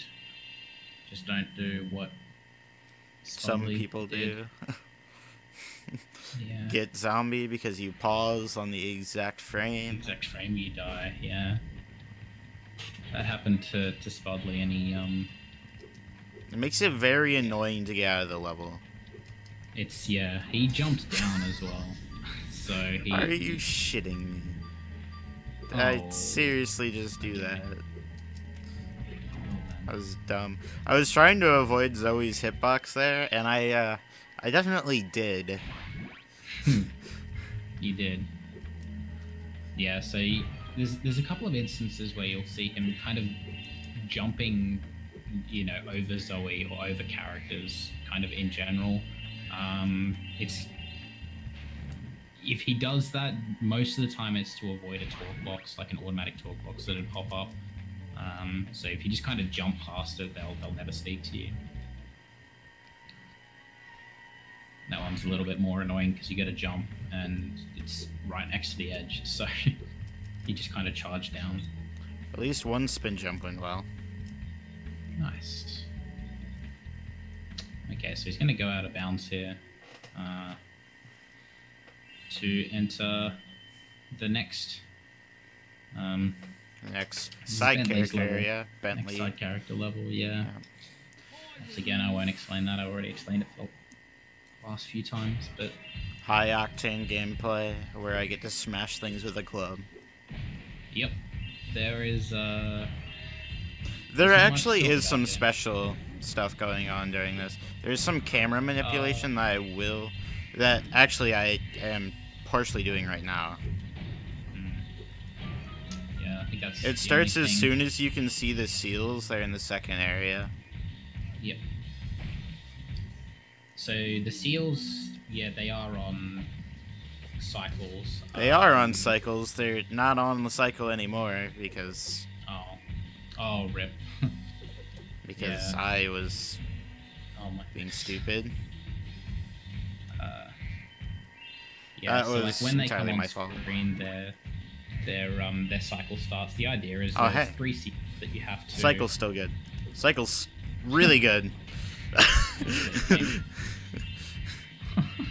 Wow. Yeah. Okay. Just came back around. I tried. Dang. Yeah.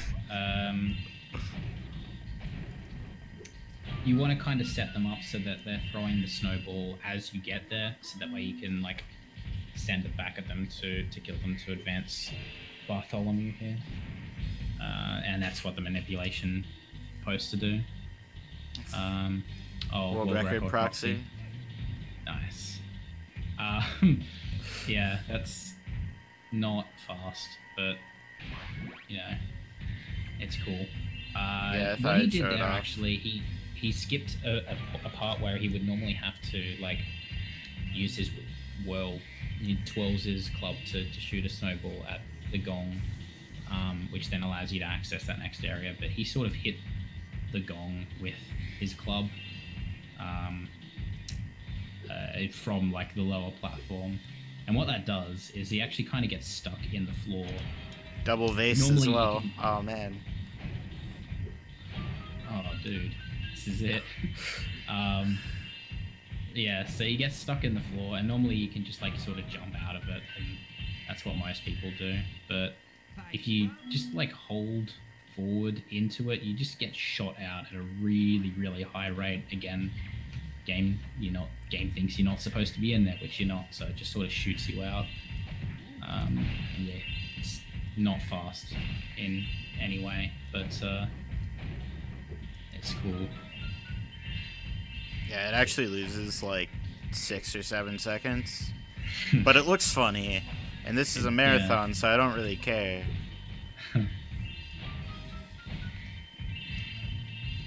Plus, this run is like nowhere near PB pace, I'm pretty sure. No, I like somehow ruined that with the misgems. Midday Gardens. Yeah.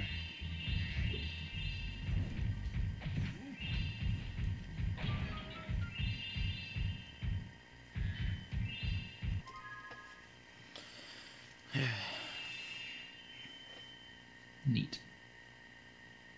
What is happening on the screen on the right? That is Baten Kaitos 100%. In other words, currently nothing. Well, technically, I'm pretty sure it's weapon leveling up, or like some kind of leveling up of something in the game. You'd know more than I would. He got like a 39 sunrise. It was definitely it was like just sub 40, I'm pretty sure. Yeah, it was a 39:45, I think. Yeah.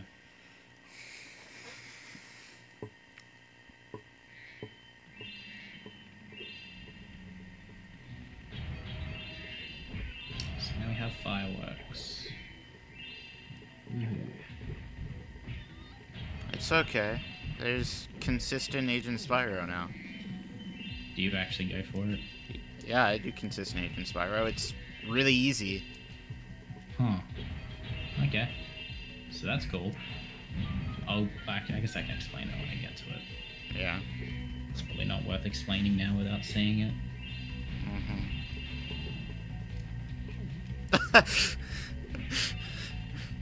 I actually got a proxy off the no. rocket. Incredible. That's very timing precise.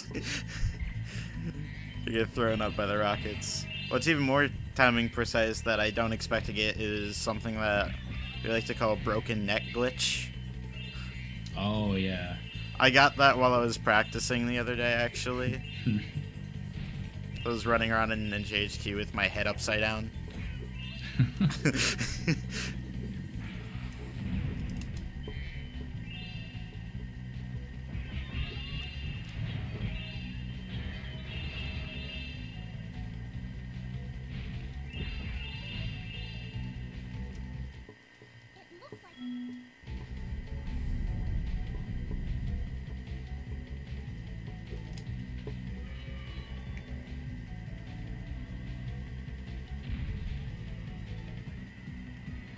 So yeah, the bulk of this level is actually not the main level itself. It's, again, the side areas. There's two kind of pretty long side areas. One of them is, like, particularly annoying. One used to be, but it's gotten better now. Yeah, they most both used to be very, very annoying.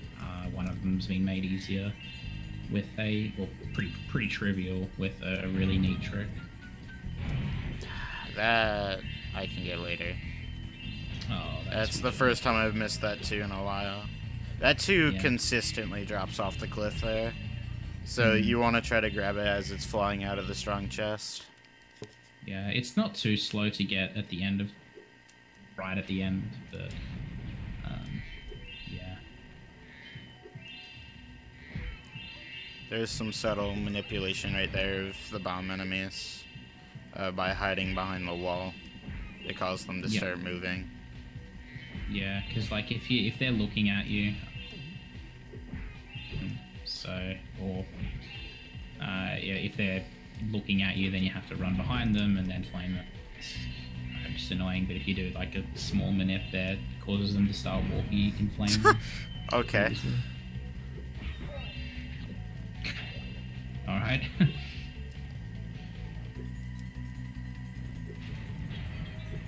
Oh, thank you.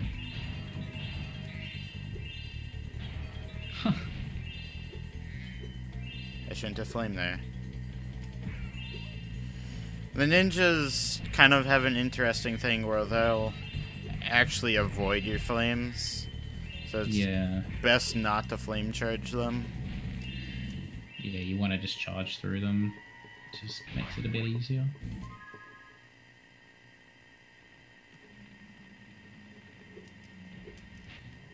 it looks like this. Hey.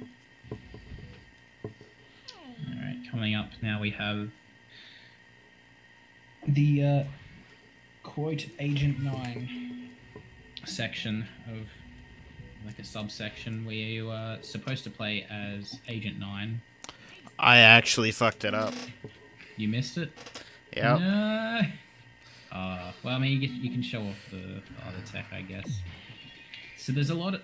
Yeah, so first of all, again, he got to that thing from Out of Bounds, bleeding hitbox, bleeding loading zones, blah, blah. There's a couple of things that can happen in this area. One thing that was found semi-recently is you can actually... Well, I mean, it's been known about for a while. You can get into this area as Spyro. Like, you're still in first person, but you can enter... you can enter as Spyro.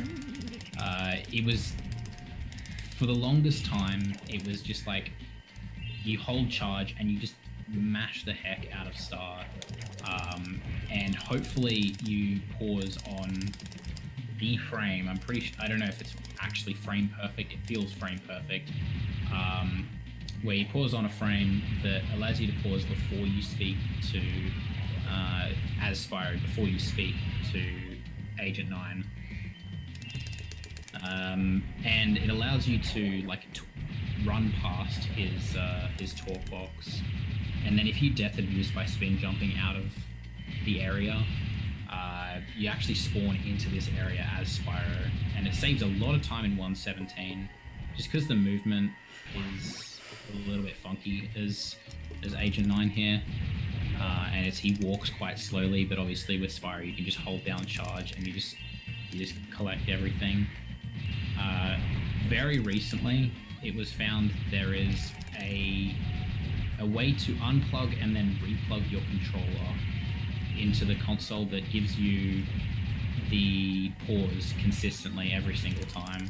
It like changes... frame perfect pause, Yeah, it changes the pause from being frame perfect to having like a full second to do it. Right, yeah. So, it's the timing of like unplugging the controller. You just basically, like, as soon as you go into plug it as quickly as you can, and as long as you plug it back in as the part is fading in, it'll give you the pause, and then you can pause buffer your way to get Agent Spyro, but he messed it up, unfortunately. Instead, because he has to play as Agent 9, you might see the movement that he's doing is a little bit weird. He's, again, using the strafe. It's funny how the strafe is pretty broken with the side characters. If you hold one of the strafe buttons and then spam the other one, you can probably hear his controller doing that, where he's just like spamming the other strafe button. You can get some like really crazy speed out of it. You kind of have to be careful though, because if you get so much speed, you can just like ride up the wall and get stuck on the ceiling. You can also even go backwards. Yeah. Are you shitting? Oh no. Well, now right you guys get to see me do 100 egg style. Yeah. Oh shit. No, yeah, so I didn't miss anything. My gem count's right. Why am I doing this? Yeah, everything respawns. So, but yeah, that's a bit unfortunate. But yeah, you can see how much speed you can get with that. You'll see it in Agent 9, like own level as well. That'll actually be from a third-person perspective rather than first-person.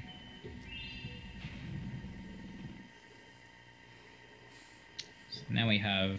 So that one, like, that's annoying if you have to play as Agent 9, that area. And then we have double dragons, and this area is... just annoying. Very dumb as well, yeah. You have, obviously, 2 dragons, i.e. double dragons, and you have to... You get the fireball and superfly power up, and it's infinite as long as you are in this area. And you want to try and... Where do you go? One of... What? Where do you go? Oh, there he is. You want to try and destroy one of the dragons first, because they do regenerate parts if you leave them for too long. But obviously you can see, like, when they're really small like that, it makes it kind of hard to hit them for the last couple of hits. I actually, movement- like, he, like, disappeared, I swear. Yeah, I think he might have gone. I don't know. It's weird. Yeah, the movement that they do is really annoying as well. It is not consistent. There's certain movement patterns that you ideally want. You don't want him to go through tunnels. You kind of want him just to fly around like he's actually doing right now. Yeah, that That was... honestly wasn't bad. I didn't grab any gems at all, Yeah, well, which is weird. yeah. That's not something that usually happens. Yeah. Usually you would you'd be collecting gems in the downtimes where you have to wait for the dragon to like go through a tunnel or something. But because they just didn't really go through tunnels at all, which doesn't usually happen. That was actually like a really, apart from the orange, the last little bit of the orange one, like disappearing, that was a really, really solid double dragons, honestly. Yeah, that was Can really go good. a lot worse. Yeah.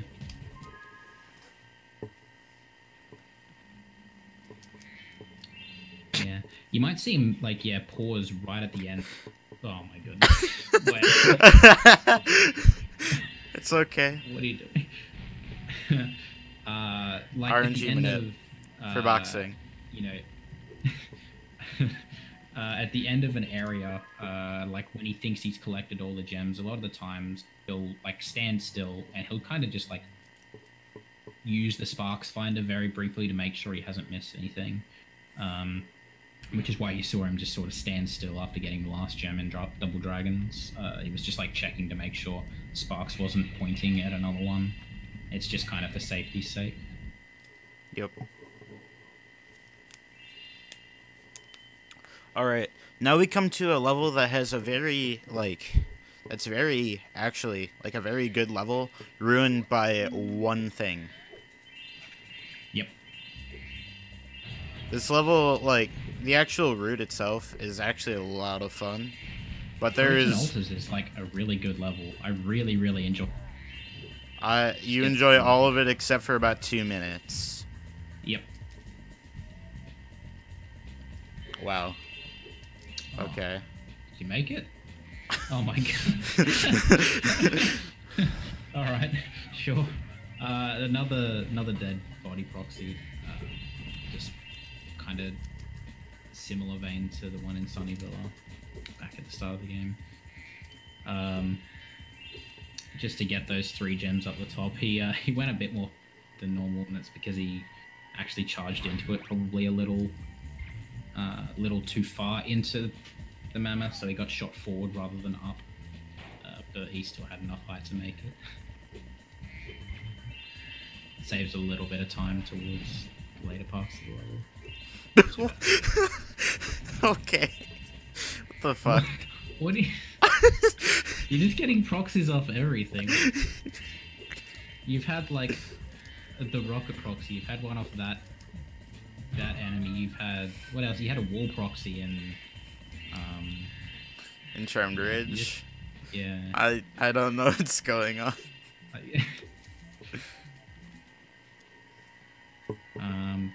Oh yeah, that jump there to that egg is a bit funky, where you can kind of get a jump. Like if you're just holding charge, you can just get a jump off like a very small ledge there.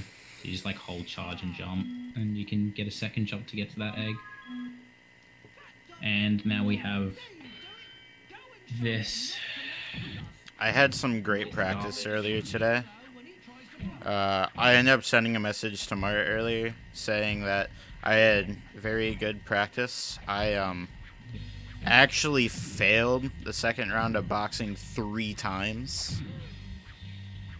Huh.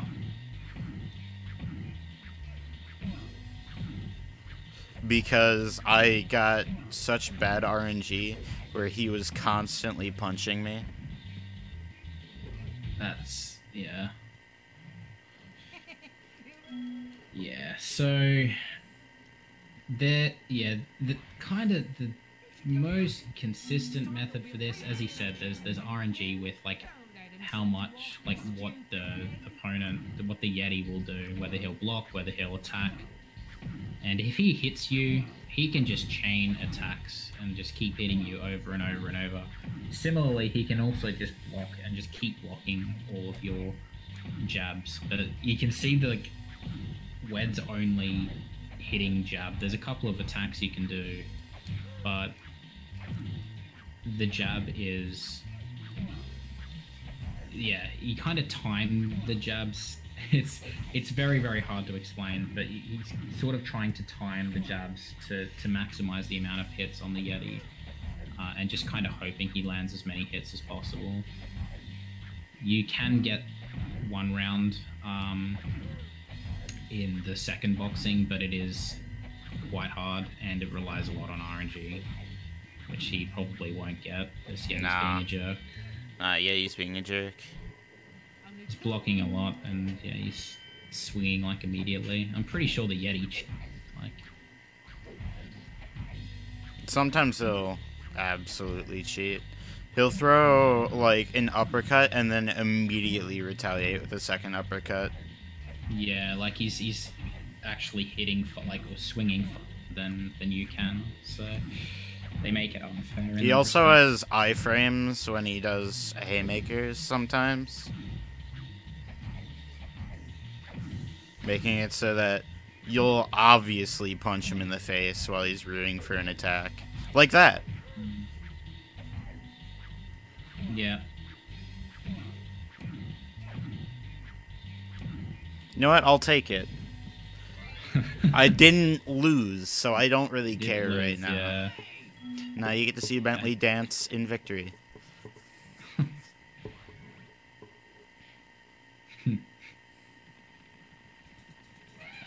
Yeah, that can definitely go a lot worse. You can just, like, straight up lose that.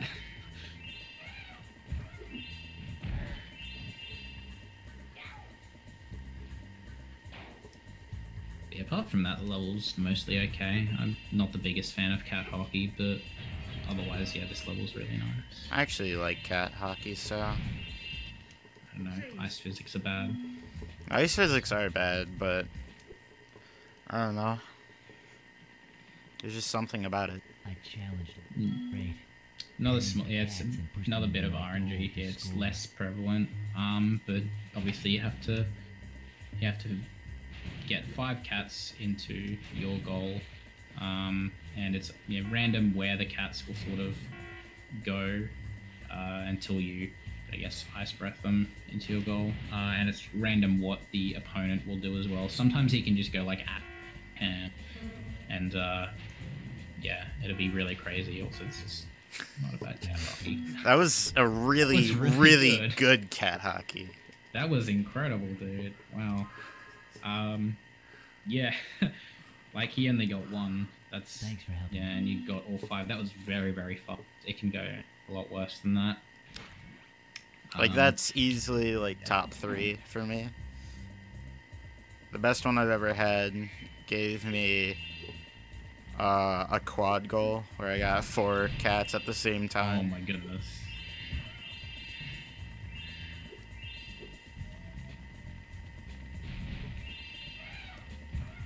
Yeah, for whatever reason, those Those- down there don't Yeah, they don't hold have gems. gems, which is weird. It's just like random things. Like, obviously, he's obviously trying to kill every enemy because they have gems.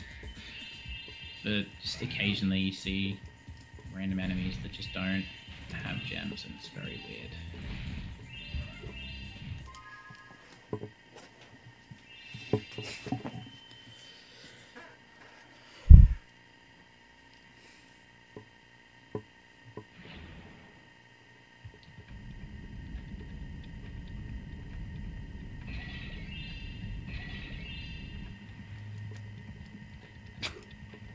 Alright.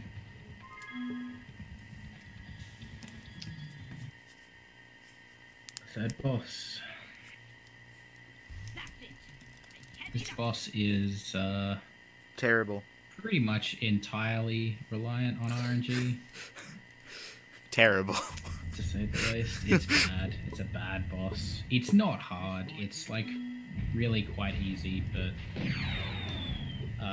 Bentley throws out, there's two types of like rockets that he can give you. There are green rockets, which he just got, which is bad, and they give you one shot, like give you one hit on Scorch here. And it has a homing effect, kind of, but yeah, you get one hit out of it. Or, which you saw here, he can also send out red rockets, and red rockets give you 50, and they do exactly the same amount of damage as one of the green ones. So you want him to throw out the red rockets as quickly as possible. On top of that, you also have Scorch's attacks that he does. The fireball attack that he does, where he sort of like throws out all the fireballs onto the arena, is the fastest one. You want that as many times as possible. I think the worst one is when he throws out the suns. Yeah, the suns. That one is the slowest one. He can throw out fireballs, crabs, weasels, suns, or buzz. Yep. Yeah, suns and buzz, I think, are the two worst. Crabs and weasels aren't bad, but yeah, you ideally want fireballs and red rockets first try for the best RNG. Princess Amy. And yeah, Okay. obviously you just want to like fire the rockets at him anytime he has his shield down. Now we get to another Sparks level. This one is a bit different, though. This one I actually have to kill all of the enemies. Yeah, the doors don't unlock unless you kill all the enemies in that area. So, yeah, it's particularly with, obviously, because he wants to keep the green power up for the final boss as well. He's gonna have to manage it very, very well. There's at a least second one midway through the level. There is a so. second one. Yeah, the first one he doesn't really need to worry about too much, but the second one, once he gets that, he does need to be very, very careful about how much he's using. So he's going to kind of probably alternate between using just the single fire and the rapid fire, just to try and conserve as much as possible. I don't know how strict or lenient you can be, but I don't really Really even pretty safe with think that. about how strict or lenient I am. Fair enough.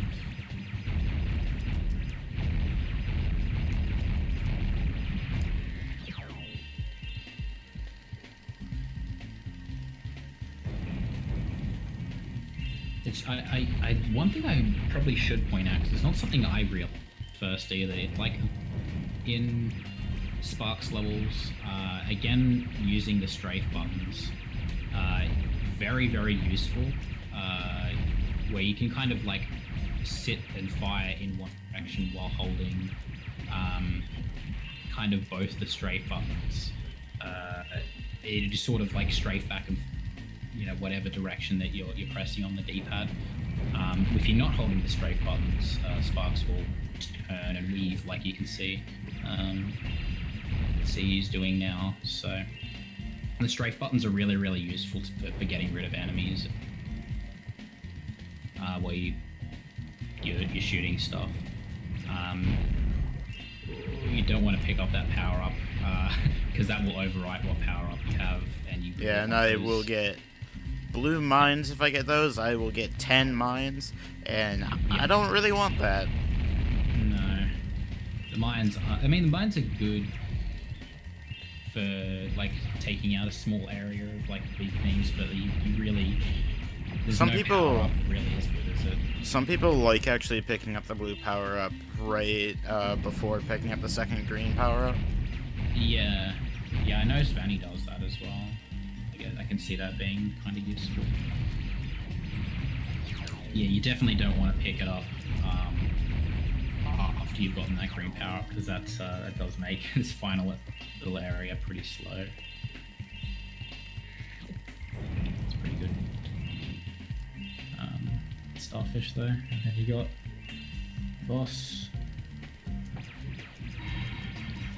And this one's a little bit harder because he's like moving around, kind of stand in front of it and fire. It's when you kind of have to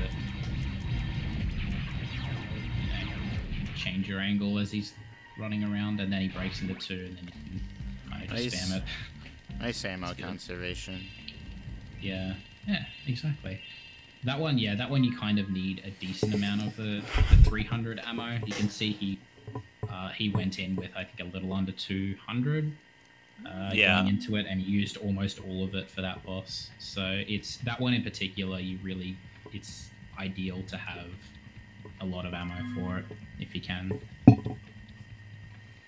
Now we get to go to the last home world, which is the best ammo. It's good. This and Yeah, Sunrise Midnight are good. Mountain is really nice. Yeah. Sunrise less so, but Midnight has always been my favorite. No. I think Sunrise is better than midday and evening. Oh yeah, I would agree with that. But Oh, you get to no Midnight. see that egg up close and personal. That's caused from, like, pressing square, or letting go of the square input on, like, the frame that entered the egg's, like, hitbox, or, like, the egg's cutscene region, basically. Yeah. Doesn't change anything, but yeah, you can. It just looks doesn't kind of weird. Like, walk you back. Yeah, it doesn't walk you back to The position that where it you would normally stand. wants you to stand, yeah.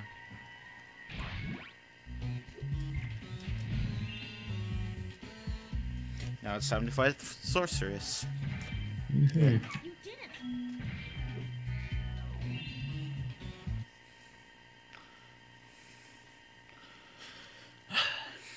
This boss also has quite a bit of RNG in it. I'm gonna mess around with Agent 9, I suppose.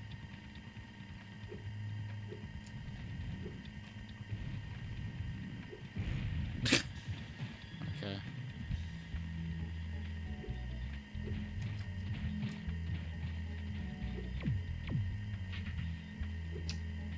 Sorry, I had to mute for a moment.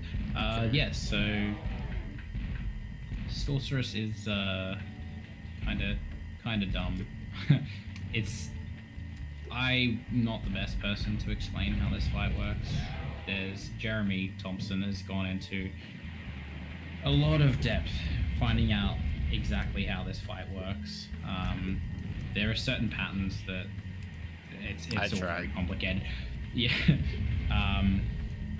Basically, there are the idea is that normally the fight would work in the way you have 6 hits, or sorry, 6 hits, 2 hits with the cannon, and then you have 4 hits with the tank, and then 6 hits with the UFO, which are the 3 effectively Oh my phases of god. this fight.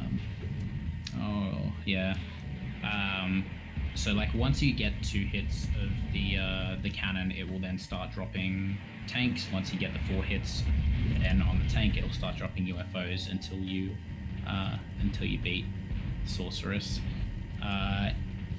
If you have below blue sparks, so if you have no sparks or green sparks, it will then drop Top meme. chickens. Oh wow, you got the pity tank. Woohoo. That's another thing worth pointing out is if you Good use of pity tank. oh my god. If you shoot it's quote fast enough, it's not really fast enough. It's more it more comes down to timing than anything. If you happen to land the final hit on one of the phases, so on the cannon phase, for example, if you hit the second hit of the cannon just as or before Agent 9 shoots a vehicle down. Shoots down another cannon, for example, or a tank, you can actually get another of that phase, even though that phase is supposed to already be over. There's something that we call God Sorceress, which is where you actually land a lot of hits with the cannon. I think you need at least 3 hits with the cannon. Yeah. And then, you need you need to time the the tank phase where you hit the final hit with the tank as Agent 9 drops another tank, and it basically allows you to skip the UFO phase completely, because the tank is a lot faster than the UFO. But it's not easy, and it's somewhat reliant. I was gonna say on RNG, but it is timing. But it's very very. It's hard timing to and time. RNG. It is RNG. Okay. Yeah, there's some RNG. It's just it's just very very dumb in general. It depends on the positions that the vehicles end up spawning as well, Yeah, it definitely comes down to like and where they dependent on where Agent 9 is at the time. Yeah, No, there's a lot of I things want to grab happening. that slightly on in the later. background. It's also worth pointing out why, like, there's obviously a bunch of levels in Night Mount. Why he's doing, why he did the Sorceress, and then he's doing this level first. First of all, you only need 100 eggs to unlock the Sorceress, and because he's collected everything up until this point, he had 100 pretty easily. But yeah, beating the Sorceress then unlocks the Sparks level, and as you might recall, Sparks levels unlock certain abilities for Spyro in the rest of the levels. In this case, it actually gives Sparks the ability to break open vases and baskets, so you don't actually have to chop through like baskets and vases. You actually just get Sparks to do all that. You just charge sort of near them, and Sparks will collect them for you. So it does make it so you can cut a lot of corners in the levels, and it doesn't lose any time to do Sorceress and then Bugbot. Really, it basically just saves time in the final levels. So you do that first, and then you do the rest of the levels, basically.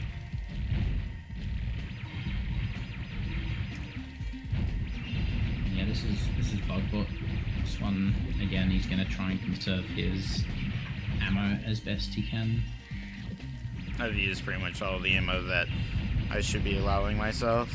Yeah, this one you can do it with like About not a huge amount of 150 is ammo. the amount that you Yeah. want to have, at least. Yeah, you'll see why you can't really allow for like the first two Sparks levels. You can probably go in with an almost exact number and be like, yeah, I can kill him in this exact amount. This one he's moving around a lot, and then he breaks apart into two, so it's like a little bit harder to hit the boss. Yeah, like you can do it in under 150, but you want probably at least 150 is like 150. a good amount. Yeah. Just So yeah, as better you to can be see safe. there, Sparks is now breaking the vases. Yeah. So, and it works again the same way. If you're standing still or like not charging, the gem will still just pop out and drop to the floor. But if you're charging, the game obviously will just home it in for you because it thinks you've charged through it yourself. Similar kind of mechanic to flame charging, except you're just making Sparks do all the work now.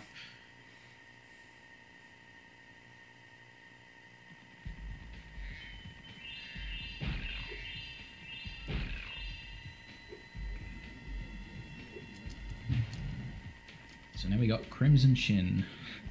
So there's a very, very small part, this statue, the chin, that you can stand on.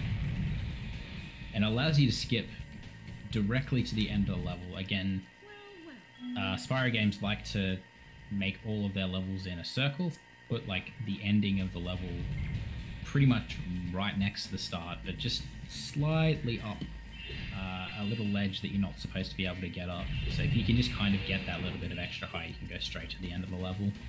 Shout outs to Mouse Tits, by the way. Yep, mouse tits. Yeah. So you can kind of just go straight to the end level. We call it Crimson because, yes, It's a good name for that. There is another way you can skip to the end. It'll do in 100 egg, which you can actually get a squeeze proxy off the scorpion there as well, and it's a little quicker, and it's very, very easy to do as. But anyway, now we have this challenge.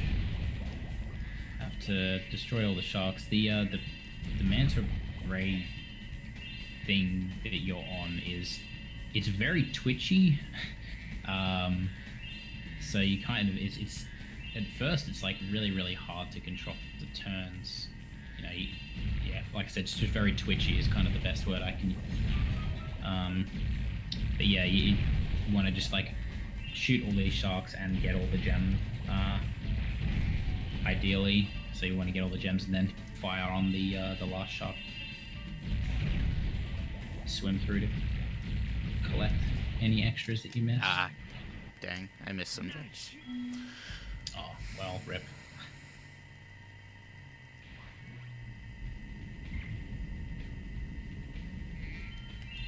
I only missed one though.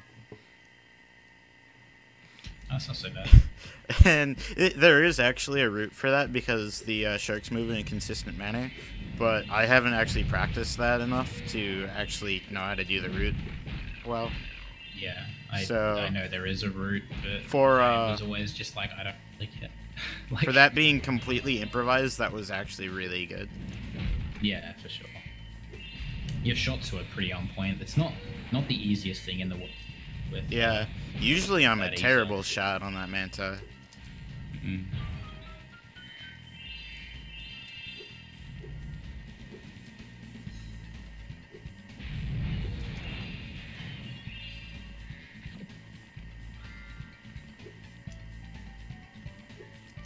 I'm always scared to do that without hovering.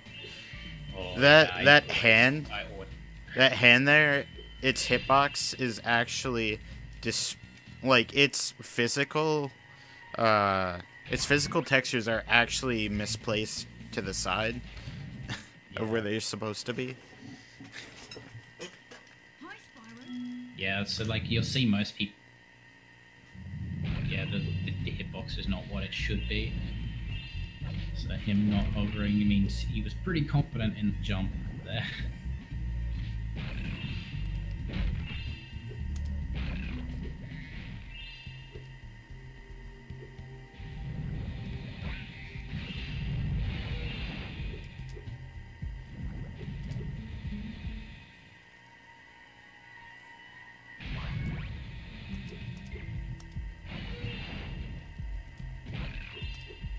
Also, for those of you that were wanting a 2D platformer in this marathon, here's a nice 2D platformer.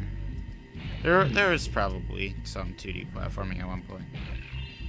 I just can't think. RN.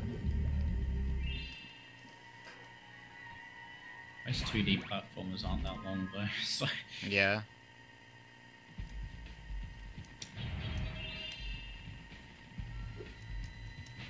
Doing death abuse on the acid here. Not really, lol. Doing a death abuse, not a damage abuse. As I said, yeah. I was right. Yep. You did it. I Ha. was about to say, I actually thought you were not gonna go for it because you said just kidding, and then you went for it, and I was like, okay, well, you do realize. Honestly, I got sparks right? back. Yeah. I actually did not realize I didn't have sparks. It was like, oh, shit. I was wondering why I ended up grabbing the vases with sparks, or with Spyro instead of sparks. Yeah. Ideally, yeah, you can damage off the lava to get to the little platform, but because he didn't realize he didn't have sparks, he just died. Honestly, that death was not costly at all. Nah, not really. And it gives him back. Yeah, it gave me back as sparks well, which is anyway. really nice.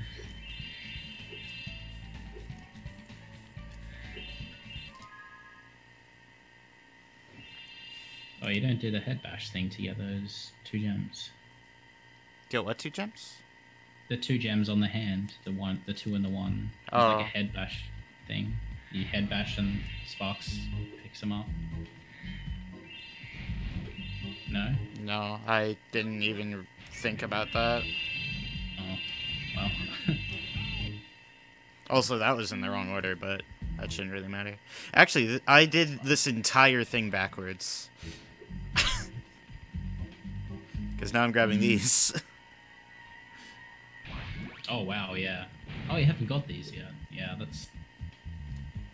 Yeah.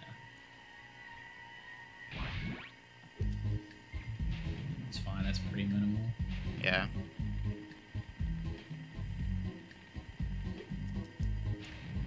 Alright. Now we get to a very interesting level. Yeah, this level's fun. Eh. I don't know, I just Debatable. like going far. So yeah, Agent 9, as you might have the Agent 9 area in Fireworks Factory, he was using... Stop. Again, Get out of my way.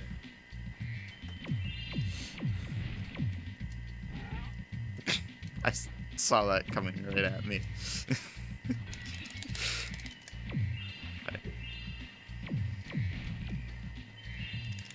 I'm probably gonna have to mute actually quite a lot.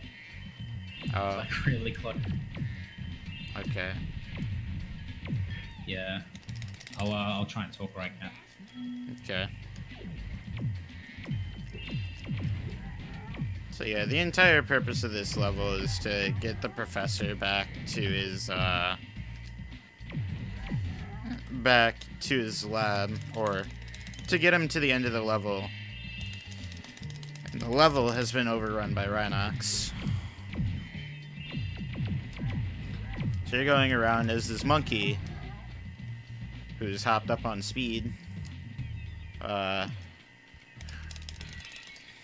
And just kind of going around. Yeah.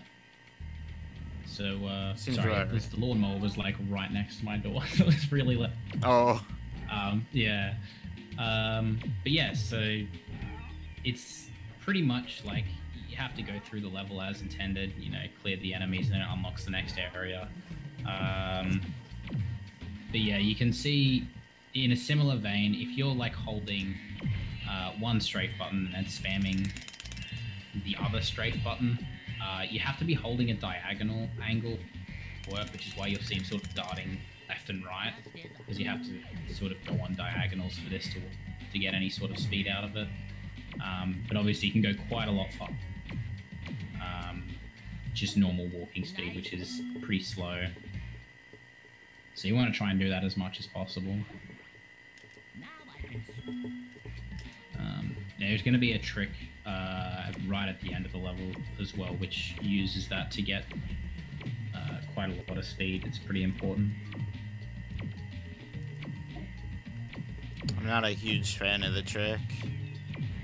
Yeah, I think the trick itself is very, very cool, and when you When it's done well. really satisfying. Oh, it feels so good, man. Like if you get like an optimal one, it's just the greatest feeling. Feels real good. Damageless feels great. Well, damageless, and you get like the forward momentum along the path, so you like basically make it directly to the cave. Yeah, it's with the great. crew. It's okay. That's some good shit right there. But yeah, Sorry for the swear again. I felt like that was a good meme to say. Yeah. This is the final kind of area of the level. Apart from like there's a bit back the other way, which is the actual end of the level. But right at the start of the level, there's a strong chest, and you only get the bombs able to destroy it right at the end of the level. So I'm just gonna start explaining it now, so that way when you see it, I won't have to. But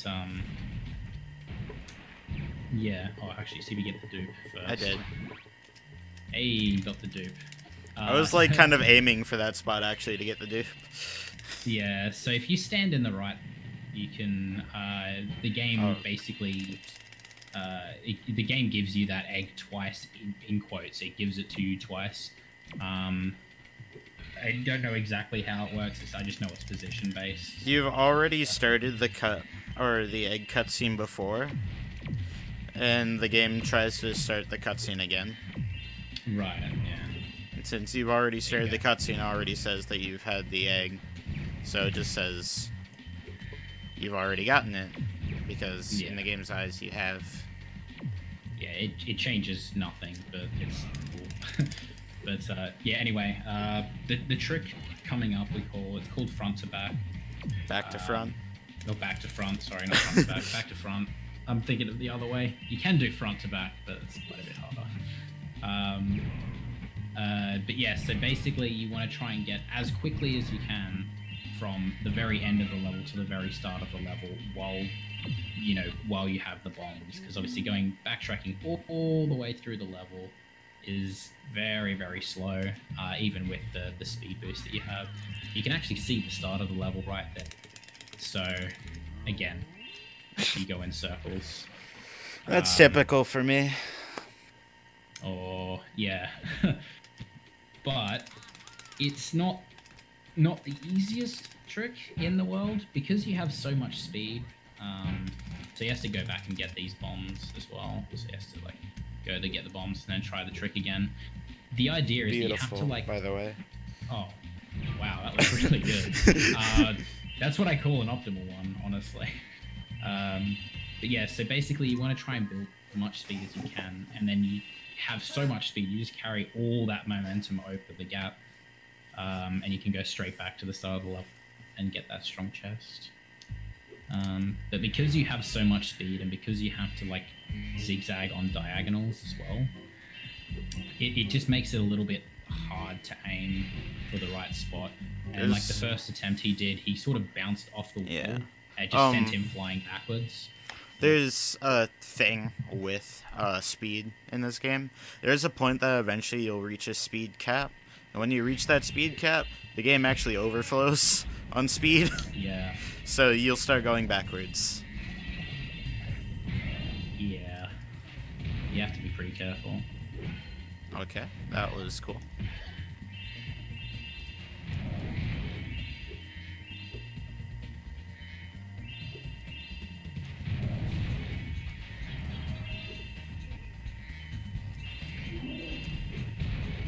Yeah, I feel like I should point out Dice, when they have bait and Kairos on, they also have it in the corner, so it's on the screen twice. Yeah, it is on twice whenever it's happening.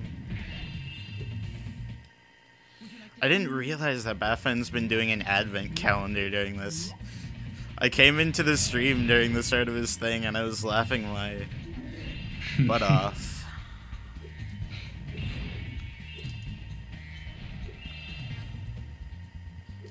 So it's just like, can you find the number 5? Oh dear. I felt like I was watching a preschool program. It was fantastic.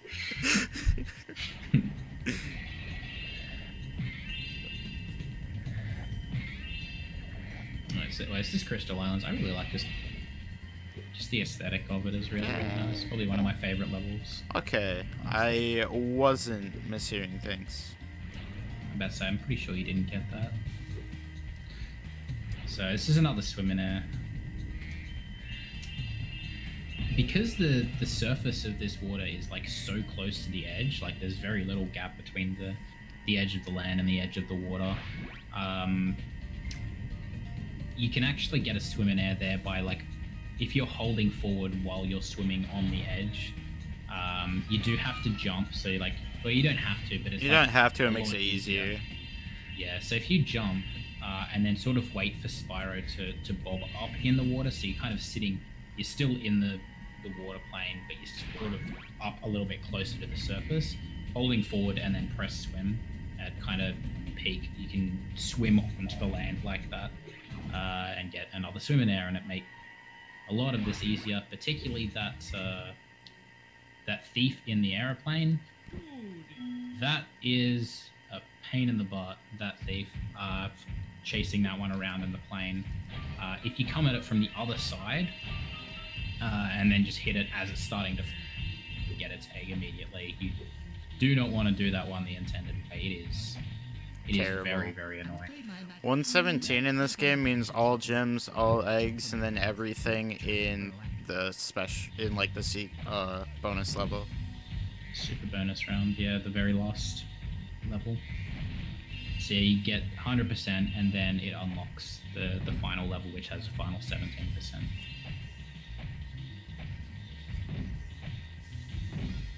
So this is Moles. Few gems in here. He's gonna try in one cycle if he can, which is collecting all of the gems while completing the challenge within the time limit. He's standing here because normally there are moles and wizards that pop out from the ground, and you don't want to hit like any of the wizards. If you hit a wizard, you fail the challenge. You want to hit 20 moles. So he's left one there, but like that particular spot doesn't spawn any wizards at all, so you can kind of just freely whack at the ground, and you know it's going to be a mole.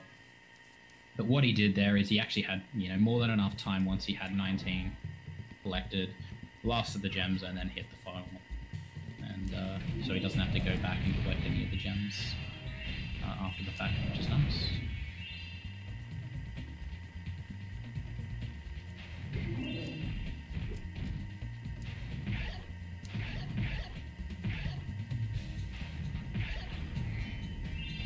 So he's still got this Superfly power, and he needs. It's not really that tight, but he needs to kind of be a little bit quick here, collecting all this stuff, because there is actually a part he needs the Superfly for, which is right here. There's a 10 gem up the top there, and he needs to get to that 10 gem before Fly runs out. And I actually this wanted that. is. Yeah, that was an interesting thing. He actually just got the end of level egg there, despite not being anywhere near the guy or not being anywhere near the egg guy who gives it to you. Turns out that that talk box is absolutely enormous. Like, you can stand anywhere in that final area. You don't even have to be standing in the final area. There is a spot with a chest kind of nearby on a different island that you can stand on, and he will still talk to you. Can you stand on that? Yes. I didn't even know you could do that. That's yeah, you can. That's crazy. Also one cycle slide, so cool. Hey, that's really hard, yeah. But what he did there is he actually like abused that to go into the loading area while the end of level egg was given to him, so that way he entered the side area, the side area. I had a messed up neck there. What the heck? Oh, you did. Nice. Amazing. And yeah, that slide that he did, basically, at certain points of the slide. Hold on.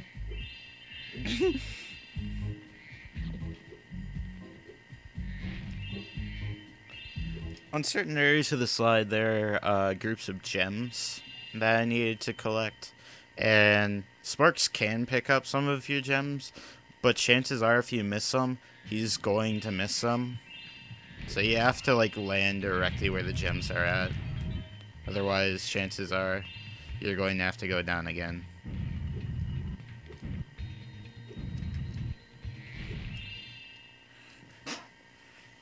Here's another Agent 9 section. This one is enjoyable. This one, you don't actually do too much in this one. Just kind of... Yeah. Thanks for You go up here. completing my sentence, by the way. No problem. Fucking lawnmower. This But one yeah, you just kind of so- go. Yeah, again, using the speed from Agent 9, you use the zigzag, you can use it to get out of bounds there on top, and you just skip it. It's usually a really, really long area. Yeah, it is. But you just skip all of it, so it's very, very nice.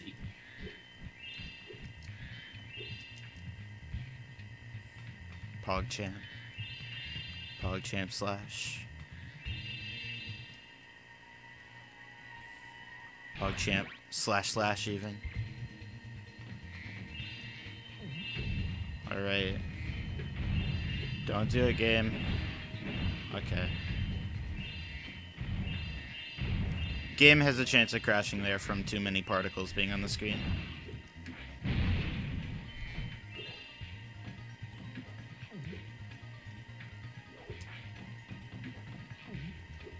Oh. Okay, that's fine.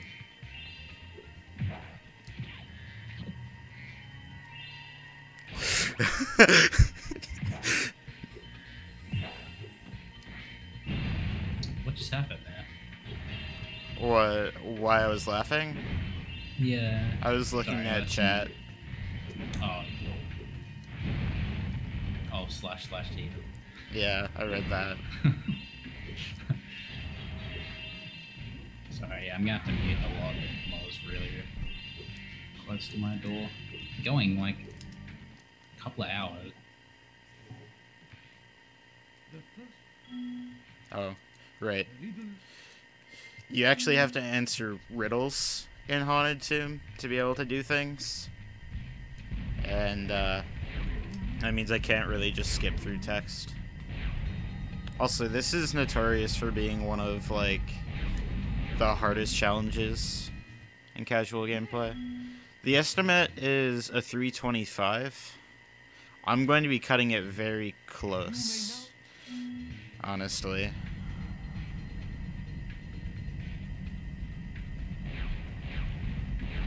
I had some interesting and bad stuff happen.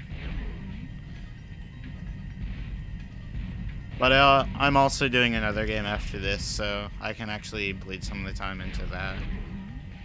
It's not as big of a deal. There is a schedule. It's right there, actually.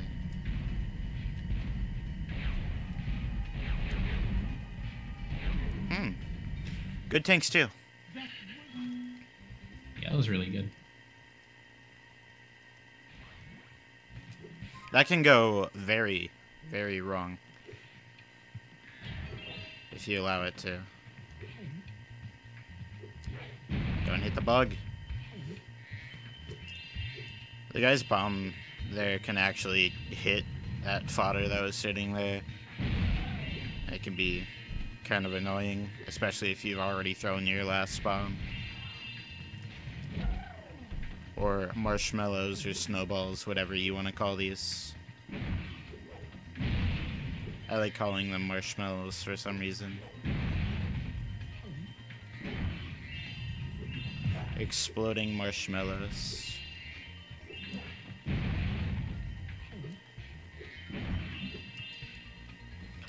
Shout outs to Floating Bug.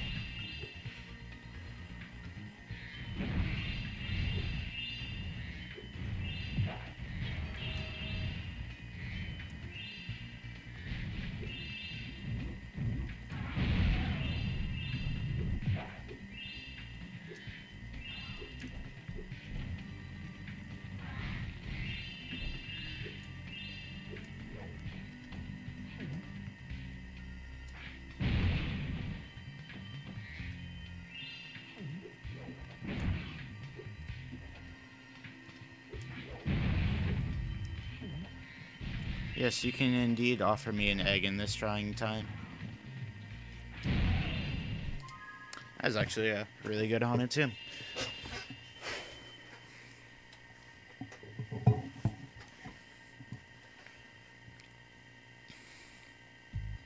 Alright, so now we're coming to the last regular level of Spyro, which is called Dino Mines.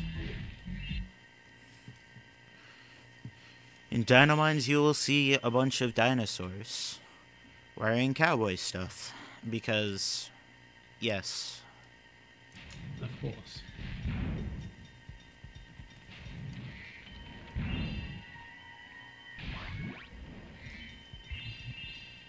Yeah, this level's quite linear again. Something that you'll be seeing a lot in this level is some more off-screen techniques.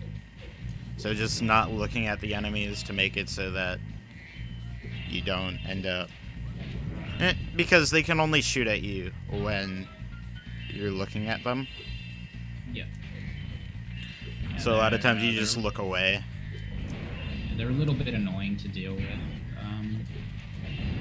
when you're trying to like do other stuff like collecting or whatever, and the dinosaurs are like throwing things at you. So any opportunity to get them, not be attacking. Yeah, any chance for them to not attack you is great.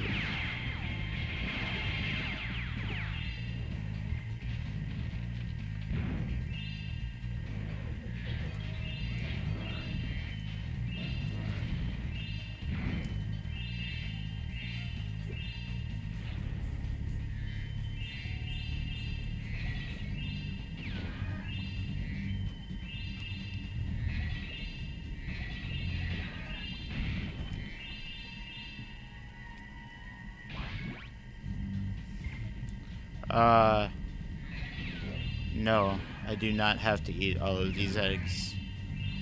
In terms of this game, that would be cannibalism.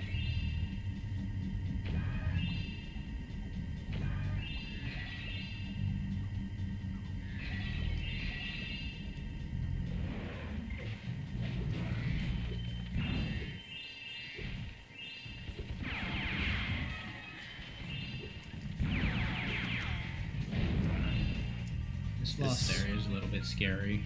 Oh, this is even scarier now. I don't even see it as being incredibly scary as much as it is annoying now. Yeah, annoying is probably a better way. I mean, Yeah. there was a respawn right here.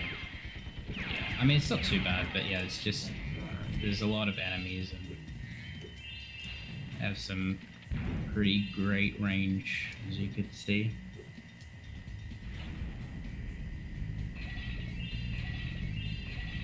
Got another water tunnel here. This one's a little bit easier. Instead of actually hitting anything, you just dodge everything. Also, yes, Becky, Spyro, the dinosaur. That's my favorite video game from my childhood. Spyro the purple dinosaur.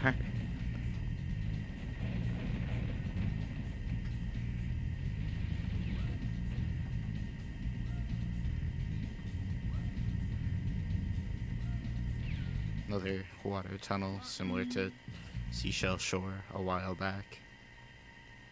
Except a lot easier. So I didn't have to worry about killing all the enemies. You can actually get a skill point from killing. Yeah, you can get a skill point from getting all the enemies. Yeah, Oh. I think I might be cutting in and out. Yeah, that's why I'm answering the way I am sometimes. Oh, sorry. Yeah, I figured that might have been the case. Just sit closer to my mic.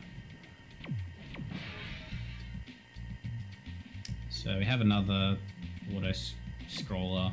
You have no control about how you move except for where you shoot. You just kind of have to, kill the dinosaurs as quickly as you can to progress. Ulysses is trying to shoot open all the baskets as he's going. Just makes the second pass through there a little bit easier.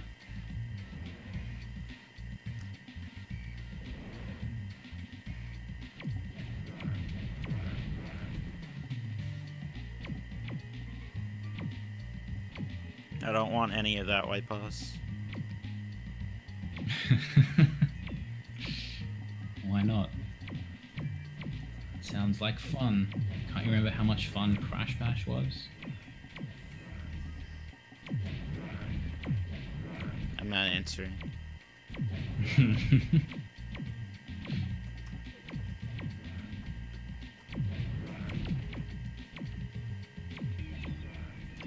Yeah, I'm pretty sure Spyro 3 had some pretty decent copyright protection stuff. So if you Yeah, were it being does. bad, you wouldn't have been able to finish.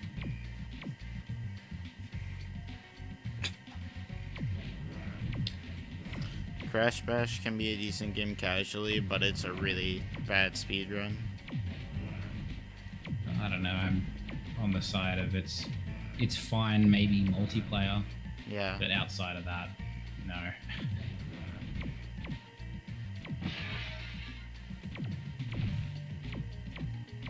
I mean, it's definitely enjoyable multiplayer, Yeah. just because it's stupid. Burrito Man is soon, TM. No. Next weekend, actually.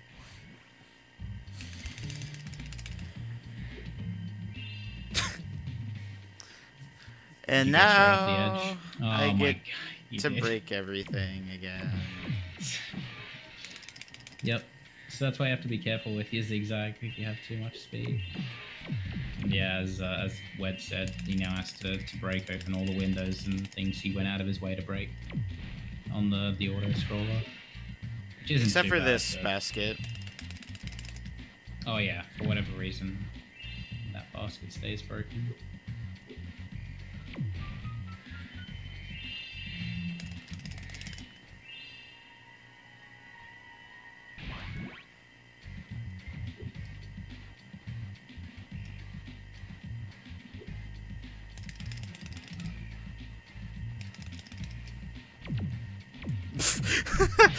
I tried to shoot that window and I had to hit the beam.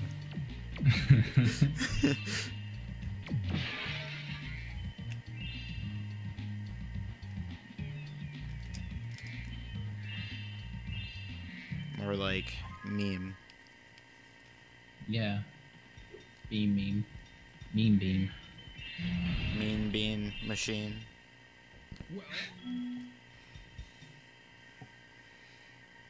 Alright, so that's last thing, the last normal level. One speedway to go, and then super bonus round. Also, yeah, I can confirm that I'm going like a minute over estimate. Dang. Yeah. That's midday was pretty rough. It was very rough.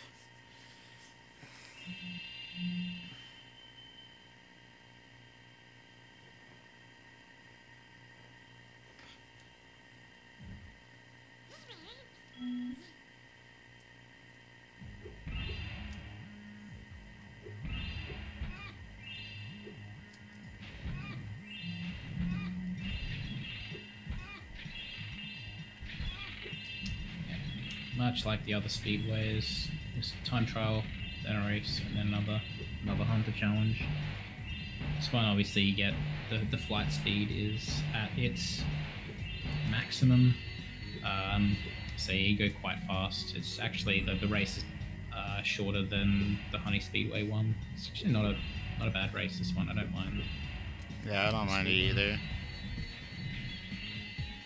It's about as long as Country Speedways. A little bit longer. Hmm.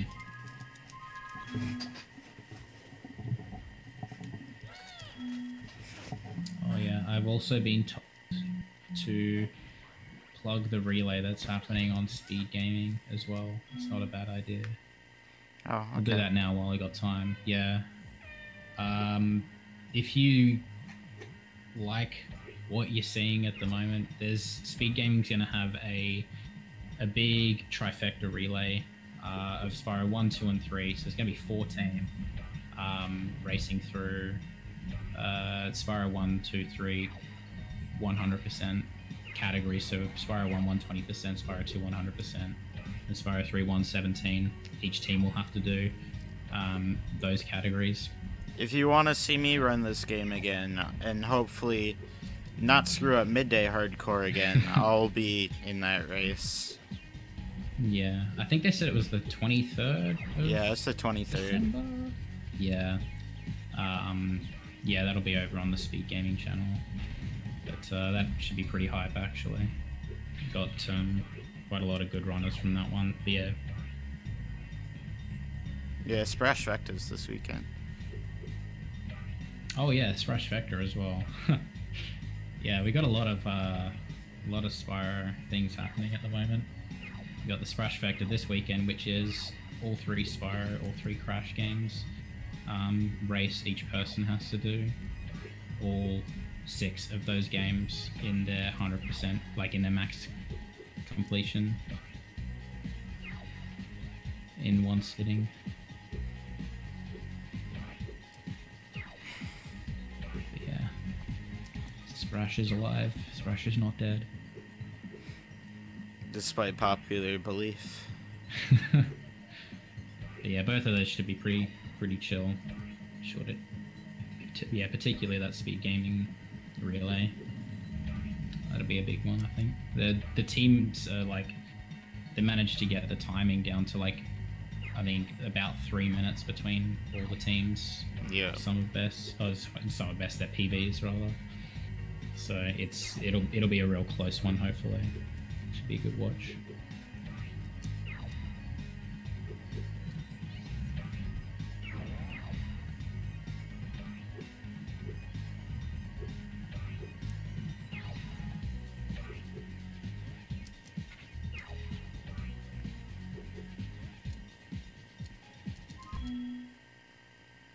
Hmm, 226, not bad.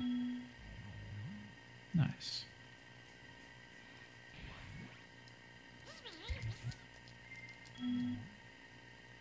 And we just got one more thing left to do here. No get ring glitch, please. Sure hope not. So we got the last Hunter challenge, in which you get to see Hunter's ass. It's glorious. Look at that triangle. And if I'm So- unlucky, you get to see it for an extra minute. Yeah, it's worth pointing out as well. Probably should have mentioned this from the beginning. There's 2 versions of this game. Wed's playing on the 1.0 version. There's also 1.1. 1.0 is a little bit faster, but it has a couple of quirks with it. It's not worth pointing out most of them anymore, but this is one of them.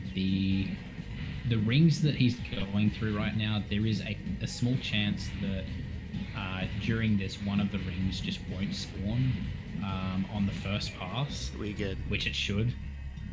Did you get it? We good. We fine. No, okay, you're good. I thought you said wicked. Like, No. We good. You said we good. Okay. But yeah, there's a chance that the ring one of the rings just won't spawn on that first pass, and you have to go through the entire course again to just go through the one ring, and then complete the challenge. It only happens on 1.0 so while 1.0 is classy, you have things like that right at the end of the run that can just lose you a minute, and it's very, very dumb. There's nothing you can do about it.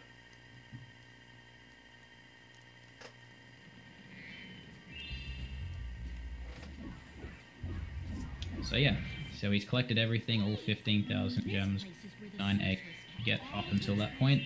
And this is super bonus round, where there's going to be another 5,000 gem egg, which you have to fight Sorceress again for a second time, right at the end. So there's like a few different things that you can do here. There's a bunch of doors that unlock once you have a certain amount of the gems in this area. He's going to actually skip one of them right off the bat. This first one here. You can just like damage abuse around the door, and it allows you to get to this super fireball, super flight power up early. He almost hit. There's a cycle he really wanted to make. I got really close to making it too. Yeah. If you play the first part of super bonus round really optimally, there's a cycle you can make with these 7 UFOs that are flying around. But you obviously need all of them because they all contain gems. He very nearly made it, but because obviously the UFOs are on a consistent flight pattern from when you enter. But yeah, he will have to go into, there's doors that he'll have to go into. The first one will be Whoa. How you doing? the last subs area. So there's 7 more subs that he'll have to destroy. It'll be the next one he goes into, and then after it'll be the piece of skateboarding, and then once he's collected everything, he'll go and fight Sorceress 2.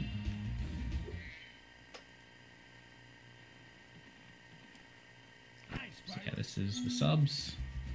It's a pretty small area. This one should be over and done with pretty quickly. There's just 7 subs in a really, really small area. Yeah, it's a lot of people like this area because of everything just gives you like a big wad of gems, and it feels really, really nice.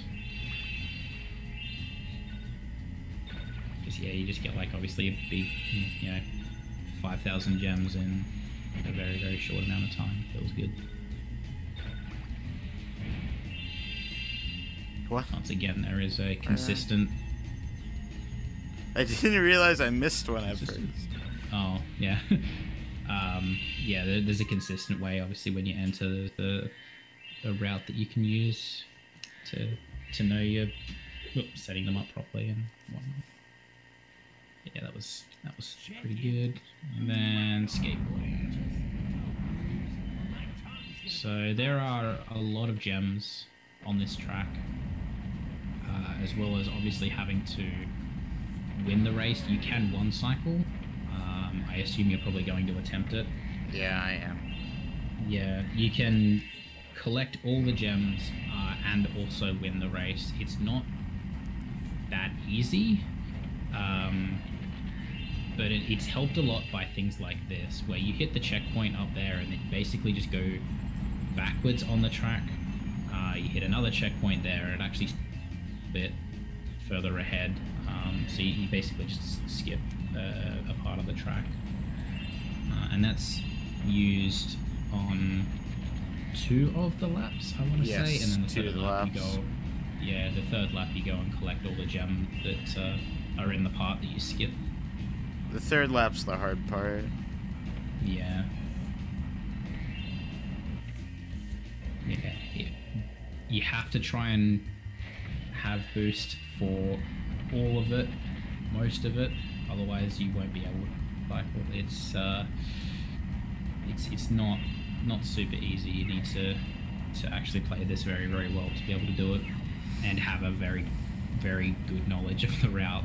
Know where exactly what gems you're getting on what lap. Knowledge if you've missed anything.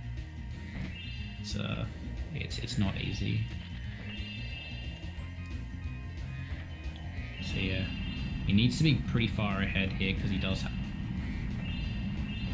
on this 3rd lap to get these gems.